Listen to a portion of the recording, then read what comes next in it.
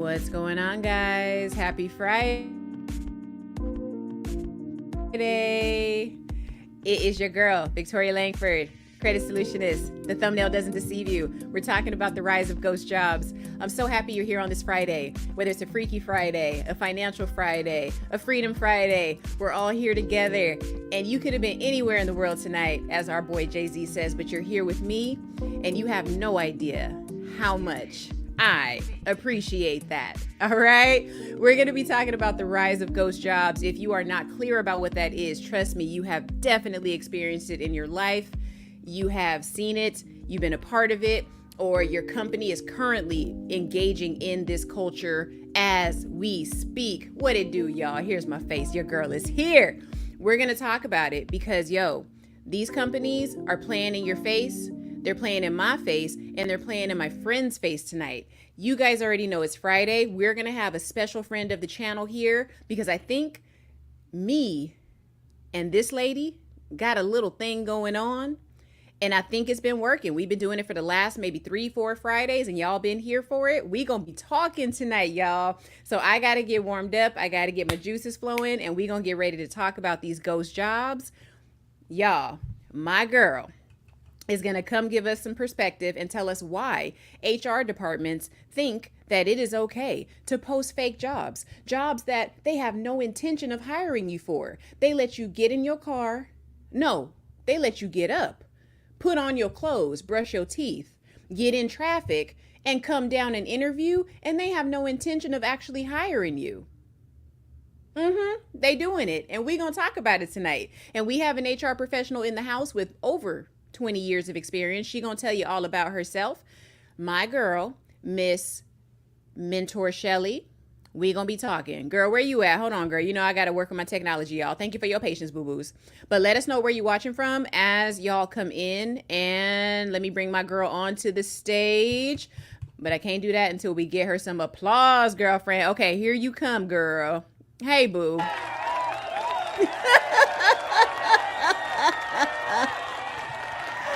Girl, I know my intros be long. My intros be long, but girl, I got to do you justice, okay? But we got to talk about all of this tomfoolery with these ghost jobs. Are you here with me, girl? Hold on, let me get you. There you go. You unmuted. Hey, girl. Hey, everybody. How y'all doing tonight? All righty. We're about to talk about this tomfoolery because I said ghost jobs. Like, what in the... hello, Blind Betty. How you doing tonight? Hey, Blind Betty. Oh, wow, you're in Corpus Christi. Girl, you are like south, okay? And you're from the land of Selena, a bitty bitty bum bum. To you, girl. Happy Friday, okay? Y'all already know. When I hear Corpus Christi, I'm like, Selena. Got it, girl. I see. That's awesome. Thanks for checking in, girlfriend. We appreciate you. So, Shelly, girl, okay. So I sent you this. I texted you. You and I talk. We are friends outside of online, y'all. This is not just a business thing between me and my girl here. Now, listen, I sent you this question or this topic that we should talk about this Friday, ghost jobs. When I read about this, I was like, oh my God, something crazy is going on right now, because why are employers doing this? Why are they playing in our faces? They say they need people to, fill these positions. We try, we go, and then we apply, we interview, then we don't hear from anybody anymore.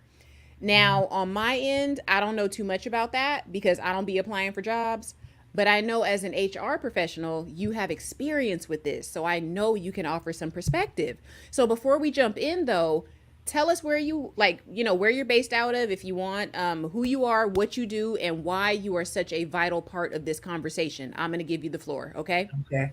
All right, go ahead. Hey, everybody. This is Mentor Shelly. Wait a minute. Hey there. Hey there, awesome folks. This is Mentor Shelly, wanting to make sure that you become a better version of yourself professionally. Of course, you can always find me at mentorshelly.com, or you can find me on YouTube at Mentor Shelly.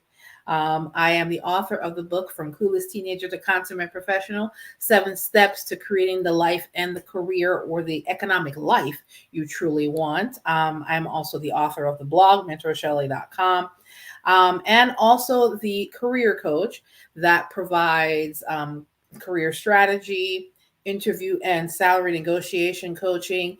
And I am also able to provide you with a guide if you are a ex-trad wife coming out of a very interestingly difficult situation and you're needing to jump back in the career space or in the job market. I do have specialties, which we'll talk about later on. We're going to be posting the links as the live goes on. I want to make sure you understand no matter where you're coming from, whether you're just coming out of high school, you're just coming out of college, or you're just coming out of a bad situation, relationship or otherwise, I'm here to help you to become a better professional. Take the floor, Victoria.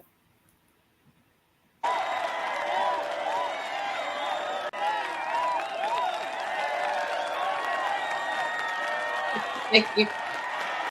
Thank you. Thank you. Thank you. Thank you. You're muted. You're muted. You good?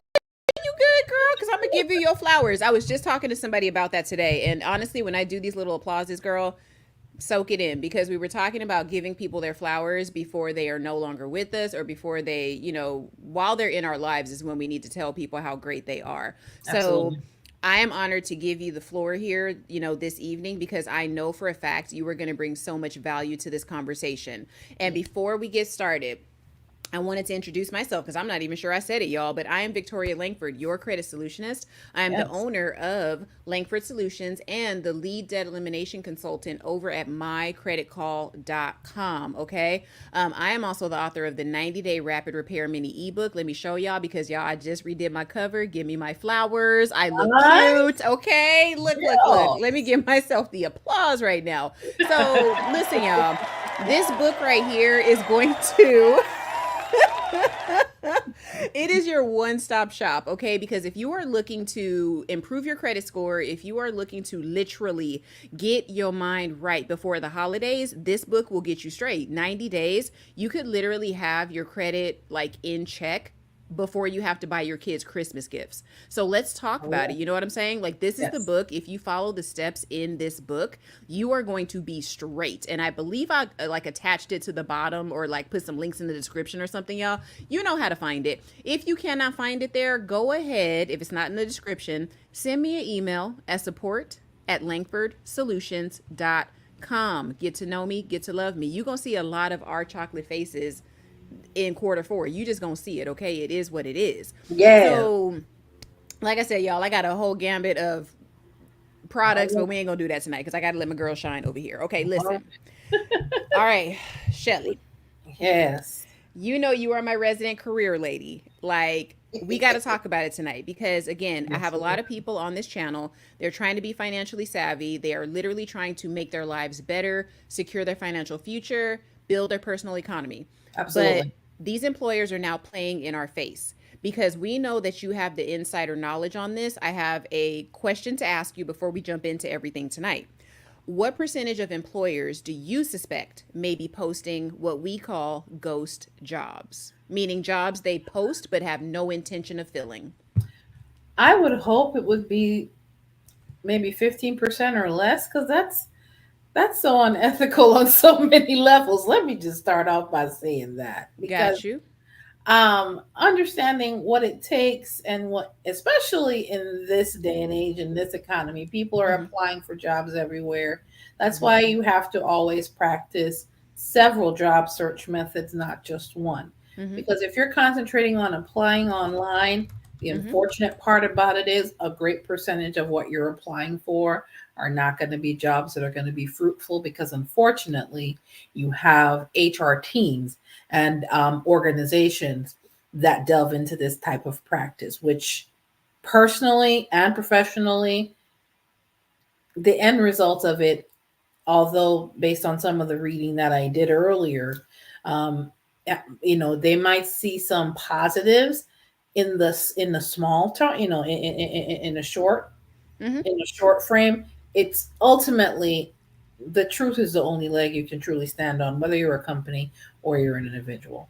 So I've always operated and worked with organizations that operate from an integral place, and the whole fake job listing piece of it reeks of unnecessary fibbing, or unnecessary lying. Let's just be clear about We used to say fibbing when I was a kid because my mom would not let us say lie. Lie was a cuss word in our house. no, but So darling, yeah, but fibbing. it's not true. So fake means not true. Untruths. And we see y'all in the chat, but I got to get this number from my girl. Okay, so girl, original question. What percentage? 1 to 100. I'm thinking, I personally think 15 or less. Hopefully it's not more because Lord, no. Ooh, you so gracious. Okay, you say 15. When I read the articles at first, like before seeing the percentage, I thought it had to be like 25, right? Because I always feel like there's like this like 1/4 of the population is always doing something unscrupulous. But we don't find out unless we investigate, right? So I'm like, okay, 25%. Okay, so y'all, Shelly says 15%. I say 25%, and I posted the question already, so you guys participate, okay? Because the more you participate, the more YouTube pushes this out to people so they can come and chill with us. We need to grow this tribe, y'all. So y'all, let me know, what percentage do y'all think? We gonna tell you, but I want to know what y'all think because I know I got some thinkers in this group. Okay, so Shelly says 15, I say 25, and then I would say, let me ask you this, and then we're gonna jump in the comments and jump in our article. If you had to guess, Shelly, what industries are the most likely to post fake jobs? Oh God. Just give me a guess, girl, because we're gonna go through the articles anyway. I know what I think it is, but what do you think? I'm thinking probably, lower skilled jobs more so, just because they want the volume.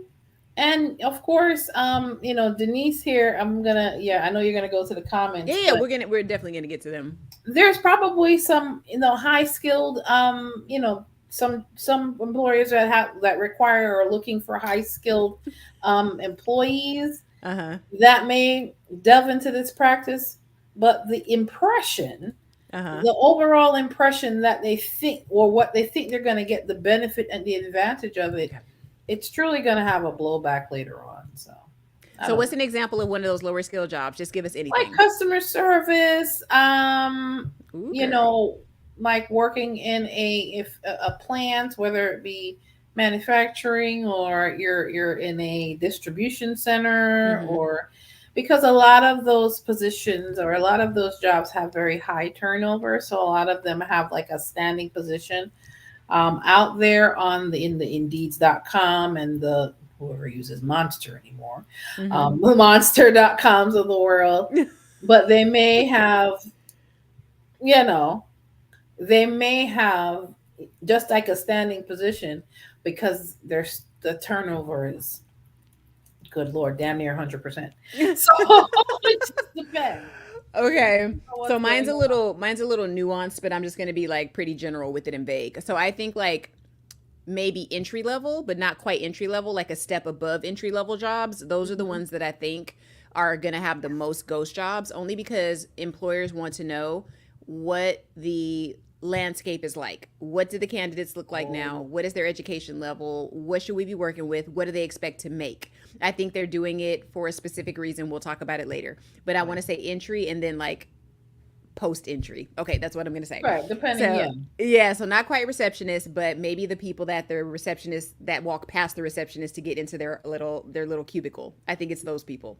Okay. All right. Okay, so let's jump into these comments and then we're going to get into our first article. And thank you guys so much for stopping by. Let us know what industries you think post the most fake job postings. Yeah. Also, we want to know if you have experienced a fake job posting where you went to the interview and then they never called you back. We want to know about all of that. Okay, so let's jump in. These are our folks that have been rocking with us forever. So Still Rocks, thank you so much for stopping by. This is going to be such a great conversation. Yes. Okay, so job descriptions in these job postings are trash. I don't know who is writing them. Listen, AI for all we know. Exactly, it's AI. Girl, I heard the word AI so much today, and I looked at this person that kept saying, oh, we're going to use AI, we're going to use AI. I was like, bro, you're using ChatGPT. Just call it what it is. Moving on. I wonder how often they are updated. Sometimes they don't explain duty schedule. That is a great indicator, I think, but we're going to talk about that later. If it's vague, something's wrong. Something's wrong. Not necessarily, but okay. And we're going to get your perspective. Hold on to that. Okay. I'm going to write that down. Hopefully we'll get back to it because girl, I'd be all over the place. Okay. So He's giving you your flowers. I want you to see this, madam. Okay. Thank you, Still Rocks. Okay. Hold on. Hold Appreciate on. that. Thank you. She ain't never gonna tell us we didn't give her nothing, okay? Look, we're not gonna let her do that to us, okay, Still Rocks? Look, we're gonna make sure she sees it, okay? Thank you for that, Still Rocks. Okay, now that's a twist out. Okay, wait, you talking about Shelly? What we talking about? No, she's talking about your hair when you had your book cover. Oh, girl, listen. When it gets cold, that's when the twist out comes out. So y'all, I'm debating. I'm gonna take these braids out very soon, and I don't know if I'm gonna do twist out or if I'm going to stay with the braids. I don't know, you guys. Like, looking at my photos, I'm like, I think I'm gonna twist out. Yes. Hey, okay, so hey Denise Joe, and we're so happy that you always rock with us. You're definitely in our network, and we appreciate you. We really, really do. Thank you both for enriching. Oh my God, y'all gonna make me cry tonight. Stop that. Thank you. Don't do that. You know, you're making my heart flutter. Thank you. I know. Appreciate I think my heart just expanded a little bit. You know how like the Grinch they show in the cartoon where his heart gets bigger? That's what's happening right now. Y'all cut it out. Stop it. Okay. So my question here was, what percentage of online jobs do you think are fake? Still Rocks came in at a whopping 30 to 40%. You know what? We're going to find out. We're going to find out, because really the unemployment rates and all that kind of stuff, somebody ain't telling truth. So you might be onto something. I won't let my child say lie either. Yeah, my mom, she never let that go down. Like, she was like, don't say lie in my house. And we're like, okay, well, you're fibbing. But it's still a lie, though. Anyway, I know. I'm like, ma'am, that is an untruth. Okay, it's a lie. Okay, like we need to go to court over this, madam. Okay, Notary World. Hey, girl. Look. And you're out in these notary streets, which is another, I won't even call it a side hustle. This is a money-making venture that y'all can seriously go into. Absolutely. So she says, not trying to be funny, but if it is someone from India advertising a job, I don't trust it, especially Salesforce or any tech jobs. I will tell you this, Notary World, to be honest with you, I have a chatbot over at mycreditcall.com right now. And ever since I put that chatbot up last week, I have sincerely been getting so many whack. I'm not even going to say whack. Let me not say that. But the last names are like Shawarma, Patel, whatever. And it's all advertisements for getting me traffic on my channel and all this weird stuff. Like this other guy even pulled up my YouTube channel and like circled all my analytics. And he's like, yeah, well, I could help you with this and your titles and da-da-da-da. Boy, shut up. The chatbot is for people that want to get their credit fixed. Okay. Cut it out. Okay. So I think she's saying, so Denise Joe, I think she's saying that tech has the most ghost jobs that are advertised. I think you were onto something, ma'am. Okay. We're going to learn it in these articles. Yes. Customer service or IT, these are great, guesses here. My husband says 10% and retail for sure. Cause I think they just want to, well, we'll talk about it, but I think there's a method to the madness here. And as I read these articles, I am almost 50-50 with how I feel about it. I'm so conflicted. Okay. And Denise Joe says, I'm feeling like higher skill roles. Okay. You bring an interesting layer to this because there is a reason that I could see that this would be done. Right. If the employer wants to tap people for oh my God. Yes. And I have proof that happens. I have proof. So let me write a note. I'm sorry, Shelly girl. Oh boy. Ooh, because I gotta run this one by you. I'm just gonna interject and say that if that's what you gotta do to get people for ideas. I am so going to tell you why I know this is a fact. We're going to talk about this because I've seen this in the flesh. I'm looking at you sideways, HR, but go ahead on. Mm-hmm. Yeah, it looking so like you love how you look to the side so hard that your eyes start like straining and burning and stuff. That's what we're doing right now. It's what do they call them? Bombastic side eye. Bombastic. Hey, Dark and Lovely. Thank you so much for stopping by. Hey, and then tag team back again. Wait, how do we? There we go. Right, oh my girl, we're gonna learn. We figured it out. Okay, we grown right here, child. No, I swear, and we have to tell you guys, like, we are learning as we go, which is great, and the consistency of every Friday, I think it's a really good thing. I really do, actually, because it's just, I don't know. It's good. We need this. We needed this, you know? Okay, manufacturing has the highest ghost jobs. Okay, Dark and Lovely, you must have Googled. Girl, you ain't supposed to skip ahead. Come on now. Ah, You know it takes me a minute to get to the point. Okay. I'm like, look, sis, y'all already know me. It take me a minute to get to the point. So don't be skipping ahead. Look at you. Lord. Come on. She wanted them A++ students. I know what she is. Okay. I got you, girl. But thank you for contributing, girl. Okay, let me see. I had an experience of job board posting that was not on the company's site and the address. Oh, wow. That's insulting. That's insulting because they have the nerve to require that you have like a bachelor's degree, and then they don't think that you can see through the BS that they do. But unfortunately, bachelor's degree don't mean you got common sense. But I digress. You know what, Shell? Now you're about to start some mess, because that was something that I would have said and then been like, oops. Just saying. Oh my God. But no.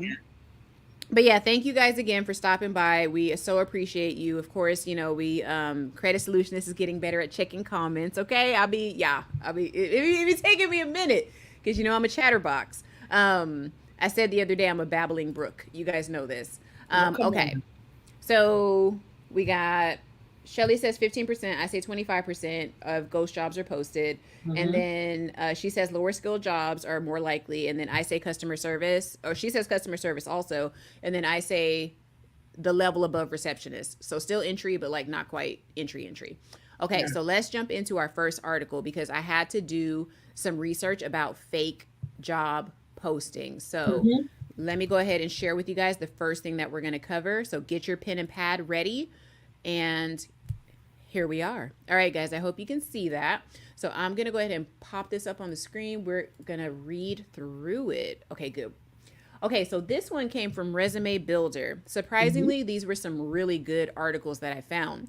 So, you guys, it says 3 in 10 companies currently have fake job postings listed. I believe it was Still Rocks that said, yes. And I had no idea how accurate Still Rocks actually was. So congratulations. You get one of those flowers back, Still Rocks. Thank you so much. Wow. So here we go. Let's read in. Let's dive in, guys. So it says employers posting fake or ghost job listings online is a disturbing trend and growing problem in the job market. This highly unethical tactic can impact job seekers' perceptions and organizational trust. Now it says in May, and this is 2024, Resume Builder surveyed 1,641 hiring managers. So this is 30% out of 1,641 hiring managers. I don't know about you, but that's a lot of freaking hiring managers to talk about. Yes, to where exactly, because now I'm like, what industries, who are these people, how long they've been doing this, what companies are they with? Like, girl, I had questions. Okay, now it says here, I'm going to skip down. So it says 4 in 10 companies posted a fake job listing this year. Still Rocks had it right, y'all. Hold on. I'm sorry, y'all. I know y'all probably gonna get tired of me with these sound effects, but Still Rocks, I am sorry. You get the award of the night because wow. So it says here, overall, 39% of hiring managers surveyed said their company posted a fake job in the last year or in the past year. Wow. According to these hiring managers, the idea to post fake job listings primarily came from human resources. Oh, God. Human resources, y'all. They said HR did it. So I got questions from a girl, the HR consultant here. You girl. Keep going. And they said it came from senior management, executives, investors, consultants.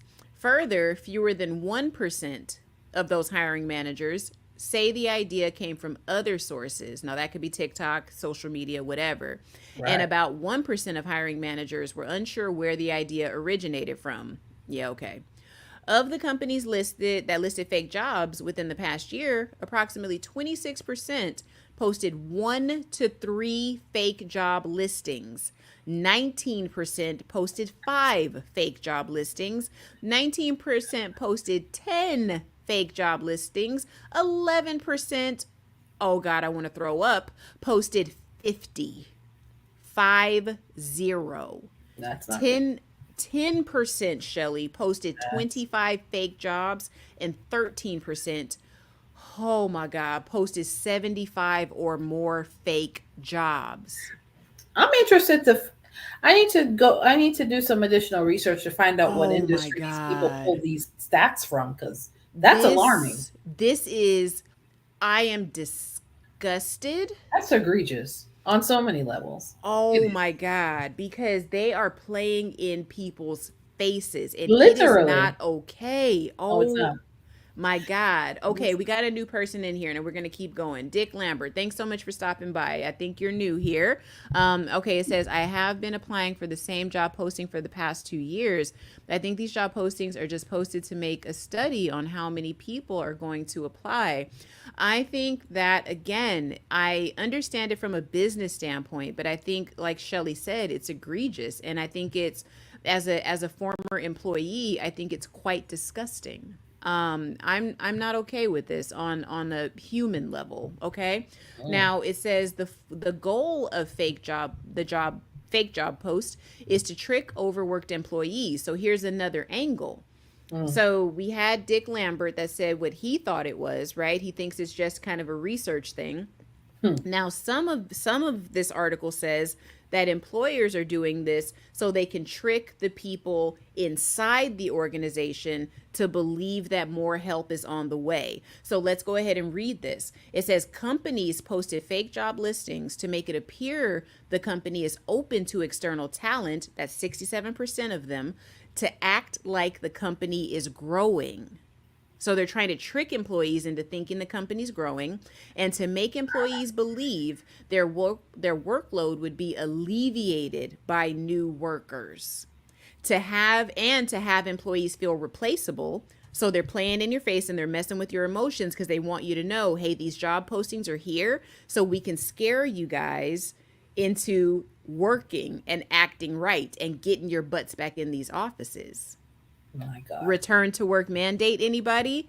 Amazon return to work mandate in January 2025, anybody? Oh, wow. And Mm. lastly, to collect resumes and keep them on file for a later date. And I think this is what Dick Lambert was getting at, right? So Shelly, my darling, You just want me to fuss at folks today, don't you? I my little conspiracy theory antlers are like so tingly right now. what I'll What do you say. think about this? What I'll say about this whole situation. Number one, it's a lot of motion and actions to. If there's things that you want to achieve, if there's research that you want to do proper research and stop playing in people's faces. Because if you're not looking for candidates, why waste people's time? Why waste your time putting up a fake job posting? Do you know it costs company money to post some of these? Some of the websites are free, but some Okay. of them are not. Okay. You're using the ATS system, you're paying for service fees for jobs you have no intentions of hiring for.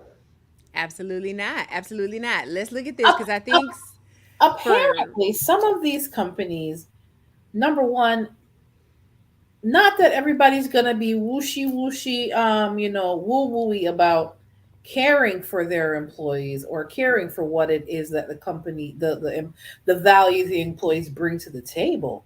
mhm. But what should the HR should be doing is having conversations with upper management to find out the actual needs of the company, what they in essence need to be more productive. It's to make sure that their processes are tight in place, Right. not to be posting fake jobs and seeing, oh well, willy nilly who will apply. And the percentage levels on some of these are really are alarming. It's not illegal, Facts. but it's unethical. And Okay. if you operate from an unethical place, that is going to catch up with you eventually. Because number one, if you're posting to have your employees that are currently working for you feel less valuable, you're not going to keep the good ones for very long. So that's two. And then two, that's one. Two, if you're posting just as an experiment, then do an experiment and don't waste people's time. Because people out here looking to get their bag together and get their economics together. They're people looking for actual jobs. Don't waste people's time. It's like they're in direct opposition to what you and I are doing. Like me with my, my 30-day business blueprint, right? I'm showing people how to be financially successful, how to start their businesses, how to, make money, right? I'm showing them how to keep persevering in the face of adversity. Right. You know me personally. I've had crazy stuff happen this year, and I've literally had to challenge myself in ways I didn't think. And then here you are, an HR professional for over 20 years now. Yep. This is in direct opposition to what we're doing. We're telling you everything is, not necessarily fair, but we're telling you that you're gonna get a fair shake if you put the effort in. Right. And here these companies are telling you, well, no, that's actually not true. Like 30 or 40% of what we post isn't real anyway. Well, let's hopefully this is not across the board. Maybe it's just certain industries. Girl, I'm hoping this is the eternal optimist in me. You know what? You be doing that, girl, and I be sitting here like, what in the world? We gonna do this. Because look. I'm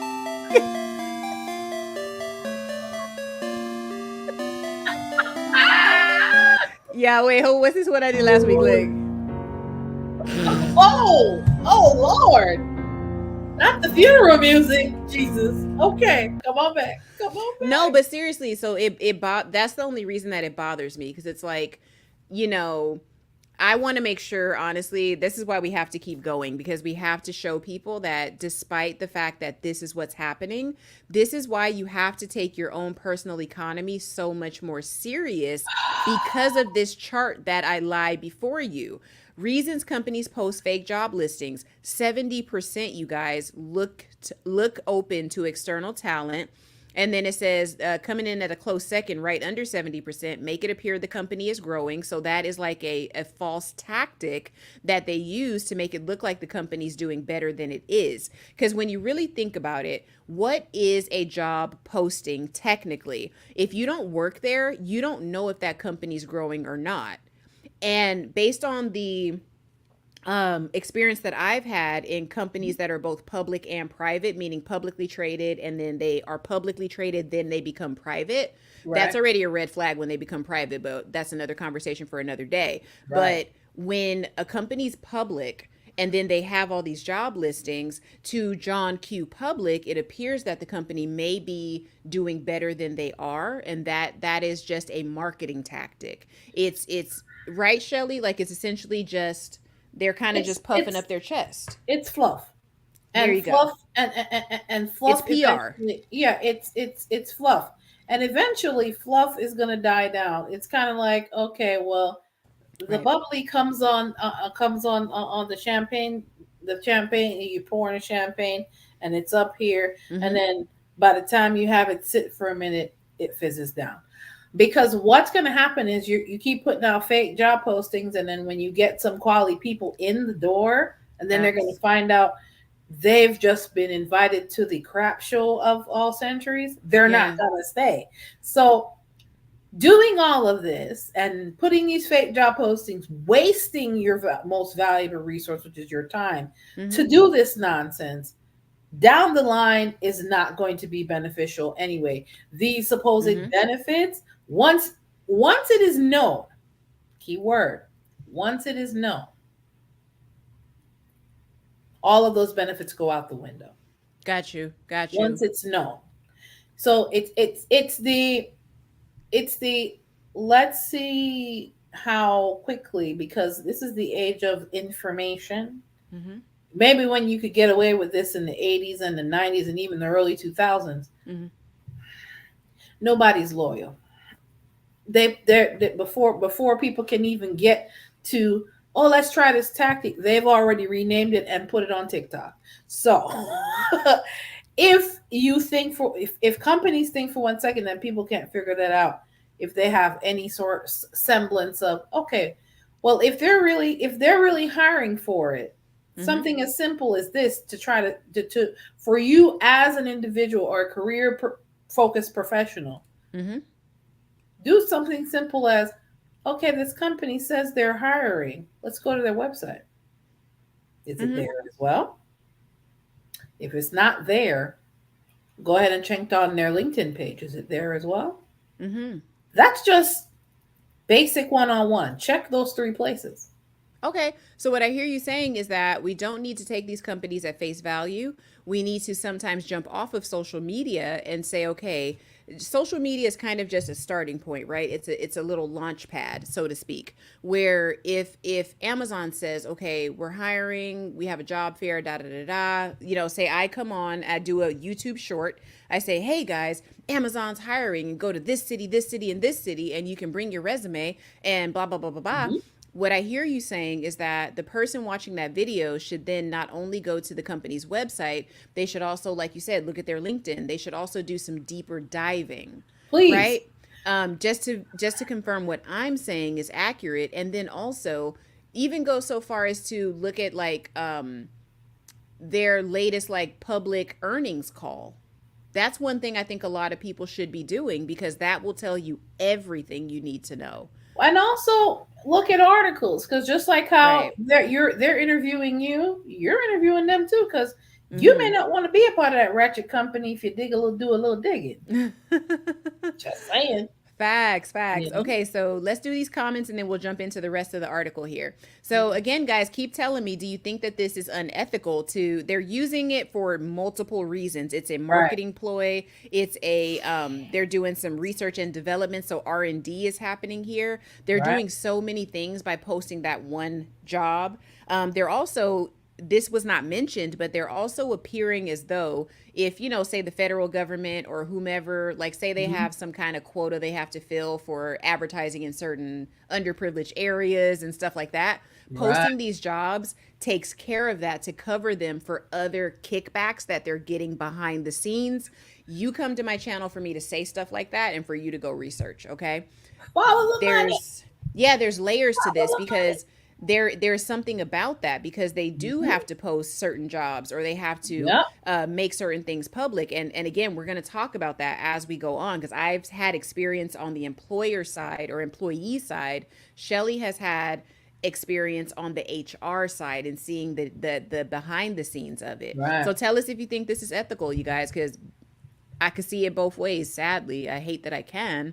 All right, sound effects. Listen, y'all. That's a staple. We keeping them. We keeping them. I be downloading them every week, y'all. We got them. We're gonna be doing the put 'em pump. We're gonna do all kind of stuff. Okay. All right. Okay. So Dick Lambert says this reminds me about a friend of mine posting products on FB Marketplace just to test the waters and see when people ask. She says the product has been so exactly. And if I message your friend, I am none the wiser of whether she has that product or not. She's the only person that really knows if she has that product. And all she has to do is tell me no. It's a little different. Product testing is a little bit different from job assessment, because if there's an employer that know that they don't have that need, Mm, um, there are other ways of finding people. Um, I'll put it to you this way: it's also to your benefit mm-hmm. as a career professional to not only use one method to find a job. Applying online is Okay. one way. This is Okay. where you'll run into these supposed fake jobs.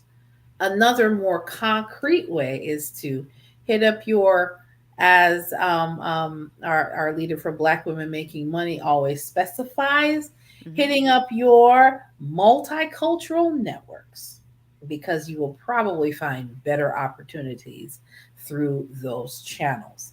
Um, Okay. because in that case, in certain situations, you may find positions that may be created for you based on what it is that you can offer. Okay. Now I So, think yeah, and I'm happy that you said that about our girl Cherie Warwick, and she talks about multicultural networks all the right. time. Now what I do know is that there is a very significant portion of the population that does not exercise that. They don't practice it because they may not have the steps to. They may be introverted. They may just be unsure about how to initiate that type of practice of going out and creating a multicultural network. So I think that sometimes it's those people that may fall prey to this more so than someone like you or I that has more of a suspicious mind or has the experience to know to Well, look this is further. where poignant any education comes in. Mm-hmm. You could start with places like Meetup, Mm-hmm. meetup.com. Look for groups in your area. Go check them out. You don't have to be this Yeah. loud, boisterous person. You can say hello to one or two people. Bring business cards with you. I don't have any of my business cards to kind of show. As a career professional, whether hi, my name is, and in your professional portfolio, Mm. of course, this is a career coach talking. Mm. You should have a business card, whether you have a business or not. You are a viable part of. You want to be able to put yourself in a better economic position. You always have to be prepared. So if you're going to a networking event, you should have some business cards. Facts. 10 years of this. Hi, my name is so and so. I'm a IT expert in that, or in cybersecurity, or in network administration, whatever it is that you do as a career. You should Right. have a business card. So when you go to these networking events, there you may not have a chance to give them your resume, but you have a business card. And on that business card, what should be on there, folks? The only, or not the only, the most important social media network link should have your profile on there. What profile? Mm-hmm. What social media you should have? LinkedIn. You should have a LinkedIn profile, and Okay. that link needs to be on that business card. That's just networking 101 for those that are not sure. Take those steps. It's a start. Look, Credit Solution is over here. Let me tell you what I have. It's a start. Because apparently I don't know what I'm doing. Because on my business card, I do have like, financial consultant, blah, blah, blah, blah, blah. But on the back, I have two QR codes. I have one that goes to the YouTube channel and then one that goes to the consultation channel. So I'm definitely gonna change that because I did it for like a last minute networking event that got canceled. We ain't gonna talk about it. But I got them for that event, and then I was like, "Oh, I can't even use them." Okay, it's fine. It's fine. I'll just pass. I'll pass them out. It's cool. We talk But about that no, offline. Go ahead. yeah, I have them. Girl, I thought I had them. I was going to show you guys so you could see an example of it. But I love what Farida said here because I think Farida's on to something. She is on the same track that I'm on, where it says, I wonder if these fake jobs get added into the job numbers. And I believe they do.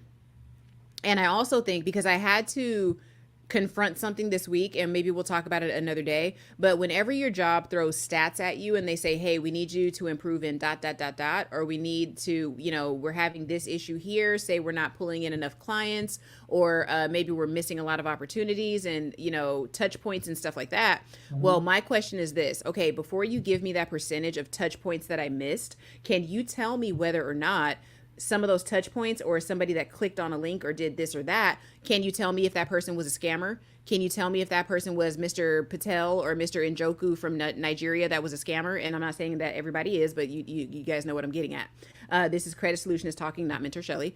And what I'm saying is that if you're giving me this percentage, have you counted the scammers, the people that called us or clicked our link accidentally? Are you counting all those people before you give me the statistic and tell me to improve? That's what I need to know. But if you haven't, then okay. So on the flip side, what Farida's saying is that, okay, are they saying, hey, we posted this job and now, the Bureau of Labor and Statistics is putting that in the available jobs?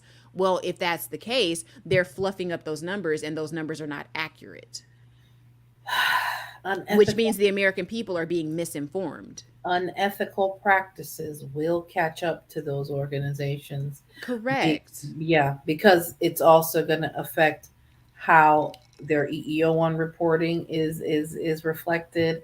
That's what It's she's going getting at. to yeah, it's gonna reflect. And if your funding is tied to that, Houston, you're gonna have a problem because eventually you're gonna have to prove that. Hmm. And she goes on further. The job numbers report impact the overall macroeconomic climate since we are in a recession. Exactly. So that's what I'm saying. So like if these companies can't get jobs, okay, are they now getting grants because they posted a fake job that they did not they didn't intend to There fill it may anyway? be, depending on what type of what type of employees they're looking for. Mhm. If they're high skill, low skill, or medium skill, Okay. you have some programs that do. I forgot the name of it. Where you have to fill out this piece of the application. Where have you been in? Are you disabled? Are you on Social Security? If Mhm. you, are you receiving food stamp benefits? I can't remember the name of it off the top of my head right now. Okay. But a lot of times when they ask those questions on applications, there's some form of monetary benefit for the company if they are asking those type of questions. So, Facts. mhm, There's just so many layers to it. And I think as mhm, the person that wants the job, we're not digging that deep. But this is why people come to us every week because they want to know how to dig deep. Because guys, this is not a conspiracy theory. So let's go ahead and jump into the rest of the article here. So the majority of the employment managers that were, surveyed for this resume builder article, they mhm, say that fake job postings boosted revenue and productivity. Were we not just talking about that? So mhm. it says, according to hiring managers, posting fake job listings has had the following impacts on their company. Revenue: 68% report a positive impact on revenue. 23% say there was no impact, so that's like a quarter. And then 7% report a negative impact, which that could be the integrity of the company. And 2% are not sure, which means they just didn't care. They were doing the crap and didn't care about it. Now, on the employee morale, because they're playing in the employee's face as well, guys. These are people that Of already work in course. the company. So Mhm. 65% of these hiring managers report a positive impact. They tricked these people into productivity. That is so foul. And then 21% claim no impact, 12% report a negative impact, and 3% are not sure. On productivity, these hiring managers say that 77% report a positive impact posting ghost jobs. 14% state there has been no impact. 8% report a negative impact, and 1% are not sure. So clearly, between 1 and 3% of these people in these companies don't give a crap about a damn thing. But on the but on the other side, it looks like this tactic of posting fake ghost jobs is working for the company. Temporarily. Girl, I'm shocked by this. So what are your thoughts about that? It's working temporarily. Look at Keyword. this You chart. always here. I see the chart, but what did I say? It only works when one person knows what's going on. Once it's found out, once Mhm. it's publicized, they're not going to have all these benefits. That's insane. So it says here 8 in 10 companies who posted a fake listing have only one listing that's actually active. Girl, Okay. 79% currently have active fake job listings. This means 7, almost 8 out of 10 jobs you apply for are fake to begin with, you guys. This right here, I don't know what to make of this, Shelly. I'm annoyed a little bit, but then Yeah, like I don't know because to me this is a slap in the face to a lot of people that sincerely want to work. it's a slap in the face. Um, but let's honestly let's put this in perspective. Okay. One, it all depends on what industry they're pulling these stats from. Number one, but number two, still rocks, and I completely agree I was with gonna you say you here. guys And this agree. is where I stand on business. Mm. That's not gonna last. If your company is so dedicated and want to be rooted in dishonesty, is that a Mm-hmm. place you really want to work? Facts. Facts. If your integrity has a price tag on it And this is the type of practice your human resources, because I'm sorry, they're Mm-hmm. not on the same caliber with me. If you're practicing this, I'm sorry. Mm-hmm. I myself, and in my profession, the way it is supposed to be, operate from a different premise. Uh, Being unethical or purposely Mm-hmm. being unethical is going to catch up with you eventually. And when it Facts. does, it's not going to end very well. Which is why I suggested before, if you suspect that this looks too good to be true, check in several places. Okay, I got you. What are Mm. some key factors that would make us believe that something is too good to be true? What should we look out for before we do our research? What's a red flag to you? Um, the I guess my process of elimination may be a little bit different just based on my exposure, but you see the rate of pay is out of sequence with what market value is out there for. Okay. The amount of experience versus job title doesn't necessarily match. And sometimes it's not that easy for people to detect. So places like bls.gov will be a very great resource. If you suspect that this position might be a little off, check the job. You just put in the name, go to bls.gov and put in the name of the position. You said bls.gov? Hmm. Yeah, Bureau of Labor Statistics. Go ahead and put that in there and see what it is that what are the names that those jobs, because of course you have IT specialists, could be anything. Good lord, there's a smorgasbord of positions that go under that.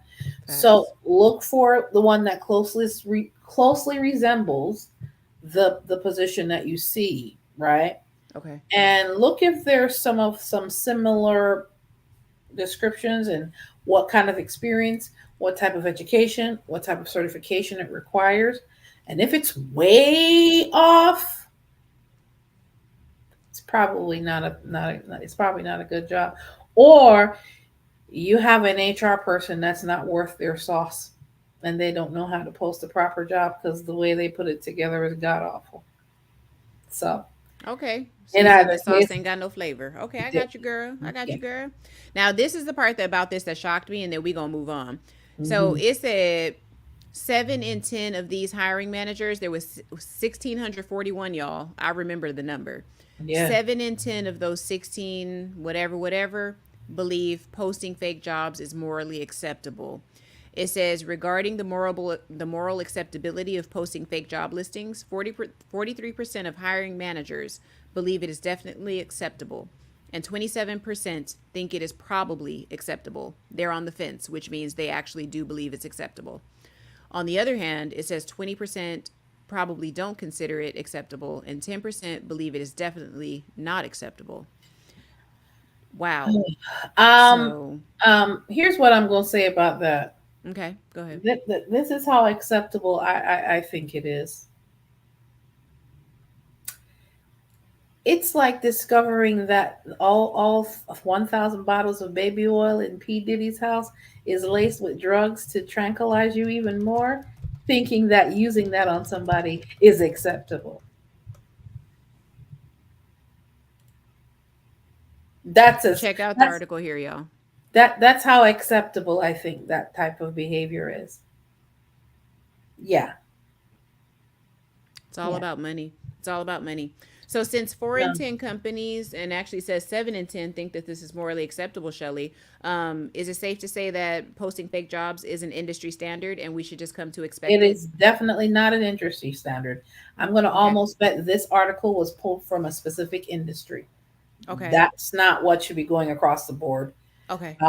Because right now, yes, we're in a recession, but people, there are employers that are looking for great talent that don't have time to do all of this nonsense. Okay. You're posting jobs to see what is out there. No, there. If you really want to find professionals, you can start at LinkedIn.com without even putting an application out and finding people that are more viable.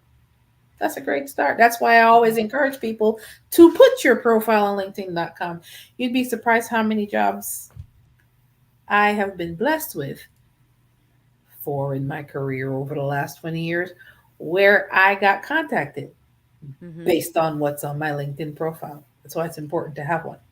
Okay. All right, we do have some. I think I saw some other comments, Mister. Oh, Oh, we just got one more here for Vince. Okay, so he says job market is horrible in Nashville, which is shocking to me because, from my understanding, Tennessee is growing because a lot of people are migrating there. We know it's popular for the music scene. Y'all got some great whiskey, by the way, also. But I'm shocked to hear that. Actually, I think maybe Tennessee, Nashville could be on an upward swing. You may just be kind of seeing the beginning of it.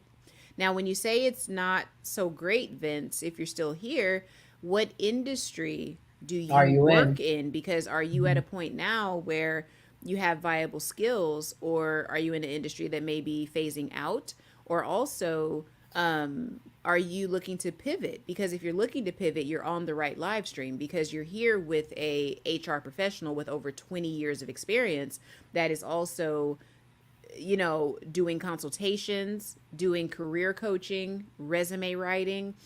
She will get you straight. So let's talk about it though, Vince. Are you taking all the necessary steps? Or is it something where you kind of feel like you're doing it on your own right now? Because Right. if you are, you probably do need that little extra set of eyes that could optimize everything for you, Do you have a right? LinkedIn profile, Vince? Right. We gotta really, because that's concerning to me because Nashville, I've heard, is booming and it's on an upward swing. So I'm interested to hear why you feel that way. Now, Shelly, while we wait for Mm-hmm. Vince to answer, um, I wanted to just throw this at you because I can see it from both sides, which bothers me. Now, you know how normally a company will interview people, there really is a job, and they'll just collect those resumes for a future date. Is it now that, companies are posting fake jobs, kind of doing the same thing, but maybe not really having to waste time wondering whether or not they're truly going to hire these candidates? Like, I feel like they're just trying to collect resumes to have in a pile to refer to later. Like, what do you think about that? I don't even know if I asked that question correctly, but I feel like they're just trying to collect data. No. Um, Okay, what for what what companies, is this? for companies, keyword. If they Yeah. don't operate from an integral place, a lot it leaves room for a lot of this kind of nonsense. Because I just see this as nonsense and waste of time. Okay. Me, I got you. the human resources professional, Right, right, right. I feel you. has only 8 hours in a day to work in Mhm. my field every day. I would never want to have to be involved in a lot of this nonsense. Now there are companies, unfortunately, that will subject their HR professionals to do this nonsense because there's money attached to it. I prefer I personally think it's unethical. Why am I wasting time? Oh yeah, there's some grant dollars attached to this.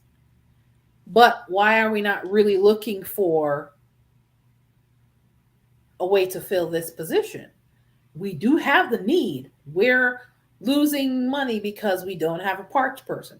We're losing money here because we don't have a mechanic in place. We're maybe losing money here because we don't have an operator in this role, and we're having to pay in overtime to fill that gap. So if you're not in any position to really hire, why are we wasting time putting out fake profiles unless there's some dollars and cents attached to it in some form of grant or some kind of program for these companies?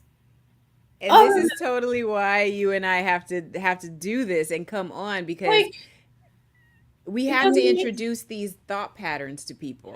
well, not even to say that. It's just, like you have time. Because I printed it on paper. So let me go ahead on. You have Oh, what you time. doing? Hold on. Look, what sound effects I got to get ready for you? You looking real Yeah, spicy over there, madam. because Oh, we know what Shelly about to do. Hold on, she about to do this. You know, you have time to interview people based on research? Are you kidding me? Mm-hmm. You have time to spend, right? Mm-hmm. Spending time scheduling people. Half the time, half of those people don't show up for those interviews. Mm-mm. All for research? Right. Miss me with the foolishness. I feel you. It doesn't, because I pride myself in operating from an integral place. Mm-hmm. And thankfully, hopefully, any other company that I work with now and in the future operates from that premise. Mm-hmm. I'm not signing up to do any of this nonsense. Okay. Because all this is fluff work. This is not real HR work. Let's be clear. I got you. This isn't real HR work. And the fact that there are HR departments dedicated to doing this kind of stuff Mm-hmm. is egregious to me. So let's talk about this. Can posting fake jobs make that are posted to they intend to make like employees believe their workload will be alleviated? Is that, I know it's not ethical. I'm not even going to ask you that. But posting fake jobs to make internal people believe their workload's going to be alleviated because the company knows they're stressed out, how can that backfire? Like, will it affect quality very of work? quickly and Like, very how do you easily. see it? How do you see it? Like, what's it I'm going to do? sorry. Very quickly and very easily, because if you tell me, okay, I need another person to help me with XYZ orders so I don't have to be here 8 o'clock at night 3 times a week. Okay. And I'm sure you're sick of paying the overtime, because I'm certainly not going to do it for free. Mm-hmm. I'm communicating with my leader. Listen, I can't deal with this for too much longer. Other parts of my life is suffering because of this.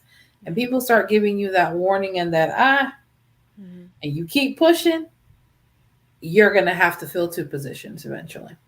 Girl. Because that person, if they're handling twice the amount of workload, and they can start, and if they can find opportunities making the same or even a little bit more money Mm-hmm. for less work, Yeah. they throwing up deuces and they gone.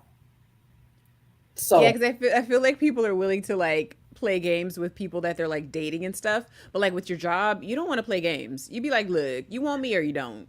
And if you don't, I'm out. Because I ain't got to be here. I'm good. I mean, yes, people have bills to pay, but don't take them for granted either. You know what I mean? Like, what kind of Girl. morale do you think it's going to remain if they're essentially jerking the employee's chain at this point. They're jerking your chain. Oh, we're gonna hire some more help. 3 months later, they still ain't got no help. So I've been talking to you about this for the last 90 days, and I have seen no change. My 2 weeks notice is coming in the email. What they gonna do Girl. then? Exactly. These freaking employers. So, reputation. How do you think that it can affect the employer's reputation? Because if people are not doing the research that you're telling them to do, how will this even affect the reputation? Because a lot of people didn't even know 7 in 10 postings are fake. They didn't even know that until we said it. So, is it even damaging the reputation? Because nobody This knows it's happening. recruiter has some interesting information. If companies aren't going on there to scrub it, people talk. People talk on LinkedIn too. A lot of them don't talk because they don't want to lose their job or put themselves in a crazy position. But people Yeah. talk online. Reddit is a great place to find some of that information. I love it. Yes. I love it. I love it. People Okay. talk. People talk. I So got you. keep thinking they're gonna jerk people around and people not gonna know what your reputation really is. Mm-hmm. If you inbox the right person on LinkedIn that's currently working there, you might get some interesting information too. Okay. I That's got you. another. All right. I feel you. I feel you. So, okay. So, listen, we've been talking about this, right?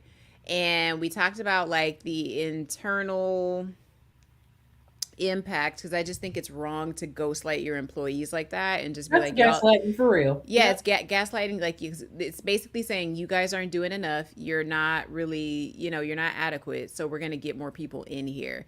But then on like on the employee side, they're like, oh my god, okay, great, we're getting some relief. So now my burnout, maybe that will be playing in everybody's face. Do you think that this could be a ploy or pressure from stakeholders? It could be, Okay. but they're playing a dangerous game unless they want to jump into the seats that they're playing with people. Yeah. There's some employers that see people as peons and numbers and not see them as people, and the less they value their employees, the lowest denomination quality of employees they'll keep, because the good ones aren't going to stick around. Why do you think that the Department of Labor has not put the kibosh on this? This is public knowledge now. Because how easy is it to prove? I mean, I guess if you look at the articles, no. Let me finish. Hold on. Our articles are hearsay, so I understand that is not evidence. But is there a way, because you're kind of on the other side, is there a way, if we were to look through paperwork, let me say this carefully, I feel like there's enough of a paper trail that we could see that this was some BS. We knew that this you're not on the inside.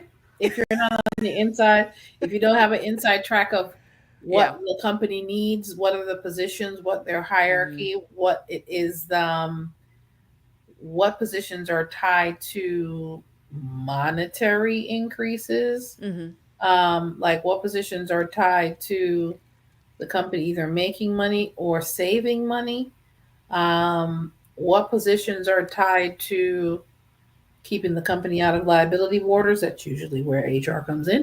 Okay. I got you. Yeah. So we're usually indirect. And all that comes out in EEO and reporting yearly. So there's ways to find it, but you're going to have an inside track of each of these employers. And what they put out there is what they want everybody to see. But if they're a privately ran company, how can you? What's going to be, how are you going to prove it systematically is the real question. That's why there's probably a higher percentage of it, because how can you prove that they are doing it or not doing it? Well, this is the part that floors me, is that they so willingly were like, yeah, we do it. And what? 7 in 10 of these people were like, yeah, we do it. Put it in your article, resume builder. Yeah. And, so I'm like, woo, y'all bold with it. You do want to make sure you notice there's no employer names in that article. Girl, for all we know, resume builder made this up, y'all. We don't know. But that's the thing about the internet. We come on to give you the information, and then you have to compare and contrast against your personal experiences. Don't go by what the guy, your best friend's cousin's baby daddy, don't go by that. Just go by the things you've seen. So we're going to move into the next point here, guys, but I want to also just put this out there, because I was with an organization that handled hiring this way. They did tell us, they were very transparent, hey, we are going to, put this job opportunity out internally first. We are a company and a business that promises and vows to hire from within first and foremost. And to my knowledge, they have kept that damn promise. Okay. I'm going to say that. I'm going to give them their props and their flowers. Where's Still Rocks? I got to put the little flower emoji. I'm going to give them their flowers on this, because it's very rare that companies do that. But this company, I've only seen them hire and promote from within.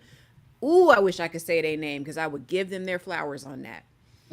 And what happens, though, in those jobs, because they're so loyal to hiring from within, they will post the job knowing they're going to hire one of us, but they have to post it publicly just because they have to, like whatever their whatever their rules are, they have to do it. So that technically is a ghost job.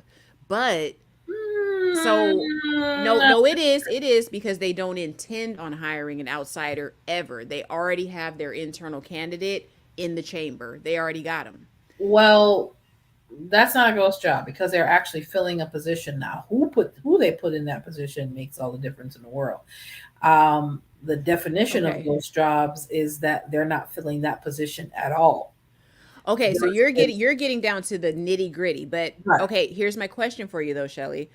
If you are not in the organization and I am, it is a ghost job to you because that job does not exist for you. So I get what you're saying. You're saying in general, from top to bottom, it doesn't exist. But what I'm saying is that now there's a nuance to it because to you or Still Rocks or Dark and Lovely, it looks real. Mm. Only I and the company know that it's a ghost job to you, but it's real to us because we're on the other side. I get what you're saying, and Girl. the thing of it is, like, there's a lot more companies. I'm gonna be but fully transparent here. There's a lot more Yeah. companies that do that, Mm-hmm. but a lot of them will not post it externally. They'll post it Okay. internally first, Right. and if they don't get any candidates, then they post it on the outside, which I think is a better practice versus putting Okay. it in both places where they have no intentions of hiring externally. Now, if they don't have qualified internal candidates, then they post it outside. So, Girl. at the end of the day, um, the whole premise of ghost jobs, if it's not in those circumstances, Mm-hmm. unethical practice, should not ever do it. Hopefully, wherever I work in the future and currently, I will never have to post a fake job. I was about to say something out loud because I was about to declare something. And Girl, what is you ain't gonna have no other job after this. that? And you know what I mean when I say that. I'm declaring that for both of us. Yael, Girl, please. Girl, yael, please. Girl, please. Okay. Like, let me be yael. careful. Let me be careful, but you know what I'm saying. Yes. Okay, I so picked up what you was putting down, sis. Don't worry, I got you. Yeah. okay, so Farida, who is now a master's degree holder, congratulations, lady. Yes, give her Okay, some claps. yes. Okay, so she says, I think also these fake jobs come from startup companies who are getting VC banking, yes, venture capital banking, of course, and angel investors to show growth and scale. And we mentioned that because I said I think it's stakeholders, shareholders, it's all of that as well because companies do have a Mhm, lot that just a lot of responsibility when it comes to things like that. So mhm, the article really didn't touch on that, and again, they put these pieces out like this because they want you to just read. They don't think that a lot of us are going to ask more questions, and that's kind of why we wanted to share it with you guys today. So let's go into something else though. Did you have any other thoughts about this before we move to the next topic, show? It's unethical. Companies Okay. don't do this. Don't waste my time as an HR professional or Okay. anybody else's time that has to apply for these things. For sure. And That's Still my Rocks. that's my official take on it. Yeah, and I was gonna say Still Rocks gets the award tonight for getting the closest to the percentage of fake ghost jobs like out there. That's right. And as far as Creative Solutionist goes, the verdict is I am torn. And I have to be honest with you guys. I hate that they post fake jobs, but because I've been on both sides where I have literally worked with the company where the HR person pulled me in and said, "Hey," because I had to interview people, and she was like, "Look, we have to post the job, but we know we're going to give it to so and so. It's done, but we still have to post it. And if people want to come in and interview, we still have to honor those interviews." So I said, okay, cool. And they're like, okay, also, we're going to keep these resumes on file because if so and so doesn't work out or if another opportunity becomes available, we Mm. have these people in the chamber. So I see it from both ends because I've experienced both ends. I don't think it's cool though to do what you're talking about where it's 100% ghost job, it's a fallacy, doesn't exist. Mm-mm. That I No. have a problem with. But for optics, I get it. Where we're still going to fill the position. We're just not going to fill it with the general public. So, Creative Solutionist is torn, y'all. I'm going to pray about it tonight and see what Jesus tells me. So, okay, let's go to Okay. so next topic, okay? Um, we know there's ghost jobs, right? Now, in some of these, like when people apply for jobs, I've experienced where somebody will literally just be throwing their resume at me and they have no experience, no qualifications for the job that's posted, but they'll apply anyway. So I wanted to talk to you as an HR professional about applying when underqualified and what your thoughts are about this. So I found an interesting article. I think I got it pulled up here. And there are, on this article, it talks about 4 reasons that we should apply for a job that we're unqualified for and 4 reasons that we shouldn't. So I'm going to go through the 4 for why you should apply, and I want to get your input, and then I want to talk about the 4 reasons that you shouldn't.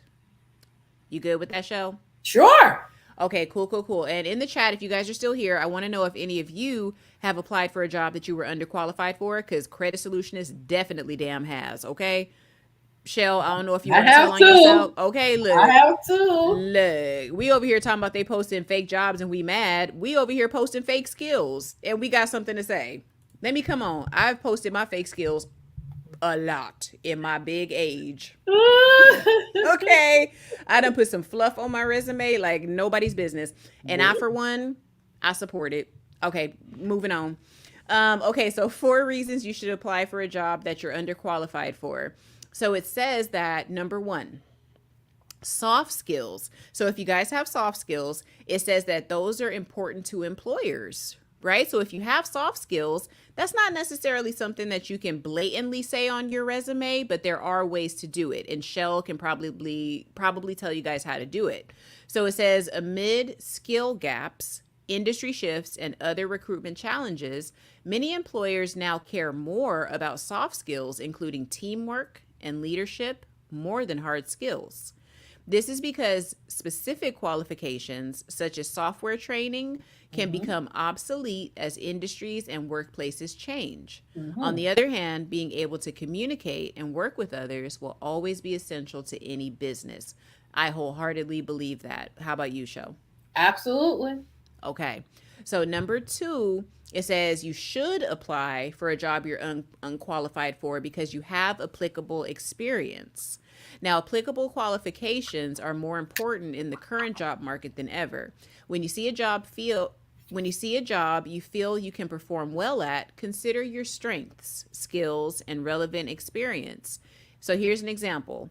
If the position is for a department that you partially covered at a previous job, add that to your cover letter and apply.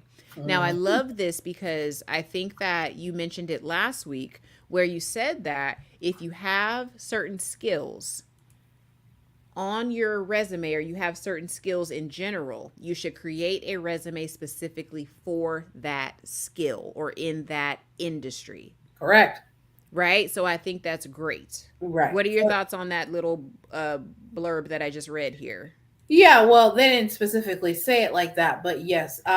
Let's say, for example, if you have experience in as an office manager, right, versus insurance claims, there's going to be transferable skills in both, but you need to have 2 resumes that highlight the skills. It may be the same skills, but how you communicate those skills are going to be different on both of those resumes. Because you guys are applying with applicant tracking systems a lot of the times, and applicant tracking systems is going to track what's on that resume, what's specifically tied to that title, and you want to have the highest score possible. Because if you don't score high enough, that application or that resume doesn't even get to a recruiter. You get stuck in applicant tracking systems jail. That means nobody sees your resume. That means what was the point of applying? Because they can't see it anyway. I was just going to ask you that. I'm like, wait a minute. Hold on now. Okay. So I love what you said there. Because I mean, honestly speaking, okay. Credit Solution, this is going to tell you guys something. Okay. So there was no skill that I thought that I had to become a business owner or like to have the nerve to be like, oh, I'm gonna go apply and get a LLC. There was literally nothing. I mean, yes, I was a manager. I managed people, yes. So maybe that was it. But I think the only qualification that I had was that I'm hard headed and I don't like other people telling me what to do. That was it. I don't know how to put that on a resume, but what I'm saying is that I didn't go to somebody and say, yo, can I do this? I literally was like, okay, maybe I'm underqualified. Maybe I don't know what I'm doing, but I'm going to do it anyway. What's that one meme? The guy says, we're going to do it anyway. Hey, that, right? I'm not going to hit the high note like he does, but it's like, I love that. That's been playing in my mind all week. Because I'm like, no, somebody tells you no, and you go, I'm gonna do it anyway, hey, and you just get louder with it, because you got to get that nerve. And I think that that's what this article touches on, because you got to make yourself visible. Nobody told me I could do it. I just said, what the hell, I'm gonna do it. What are your thoughts on that, Shell? You got the audacity, might as well use it. We're gonna do it anyway. Hey. And there's ways to communicate that on a resume too. And you can.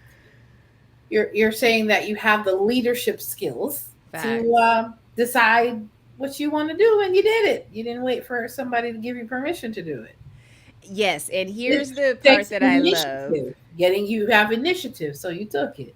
Yes, and I have a favorite word this year, and I'm gonna get it on a t-shirt, and you guys will see it in Q4, okay? Because I can't trademark this thing, but y'all, I got a favorite word, and I'm taking it into 2025 with me. I'm bracing myself. What's the word? Girl, it's audacity. Audacity. That's it. I wish my middle name should be Audacity.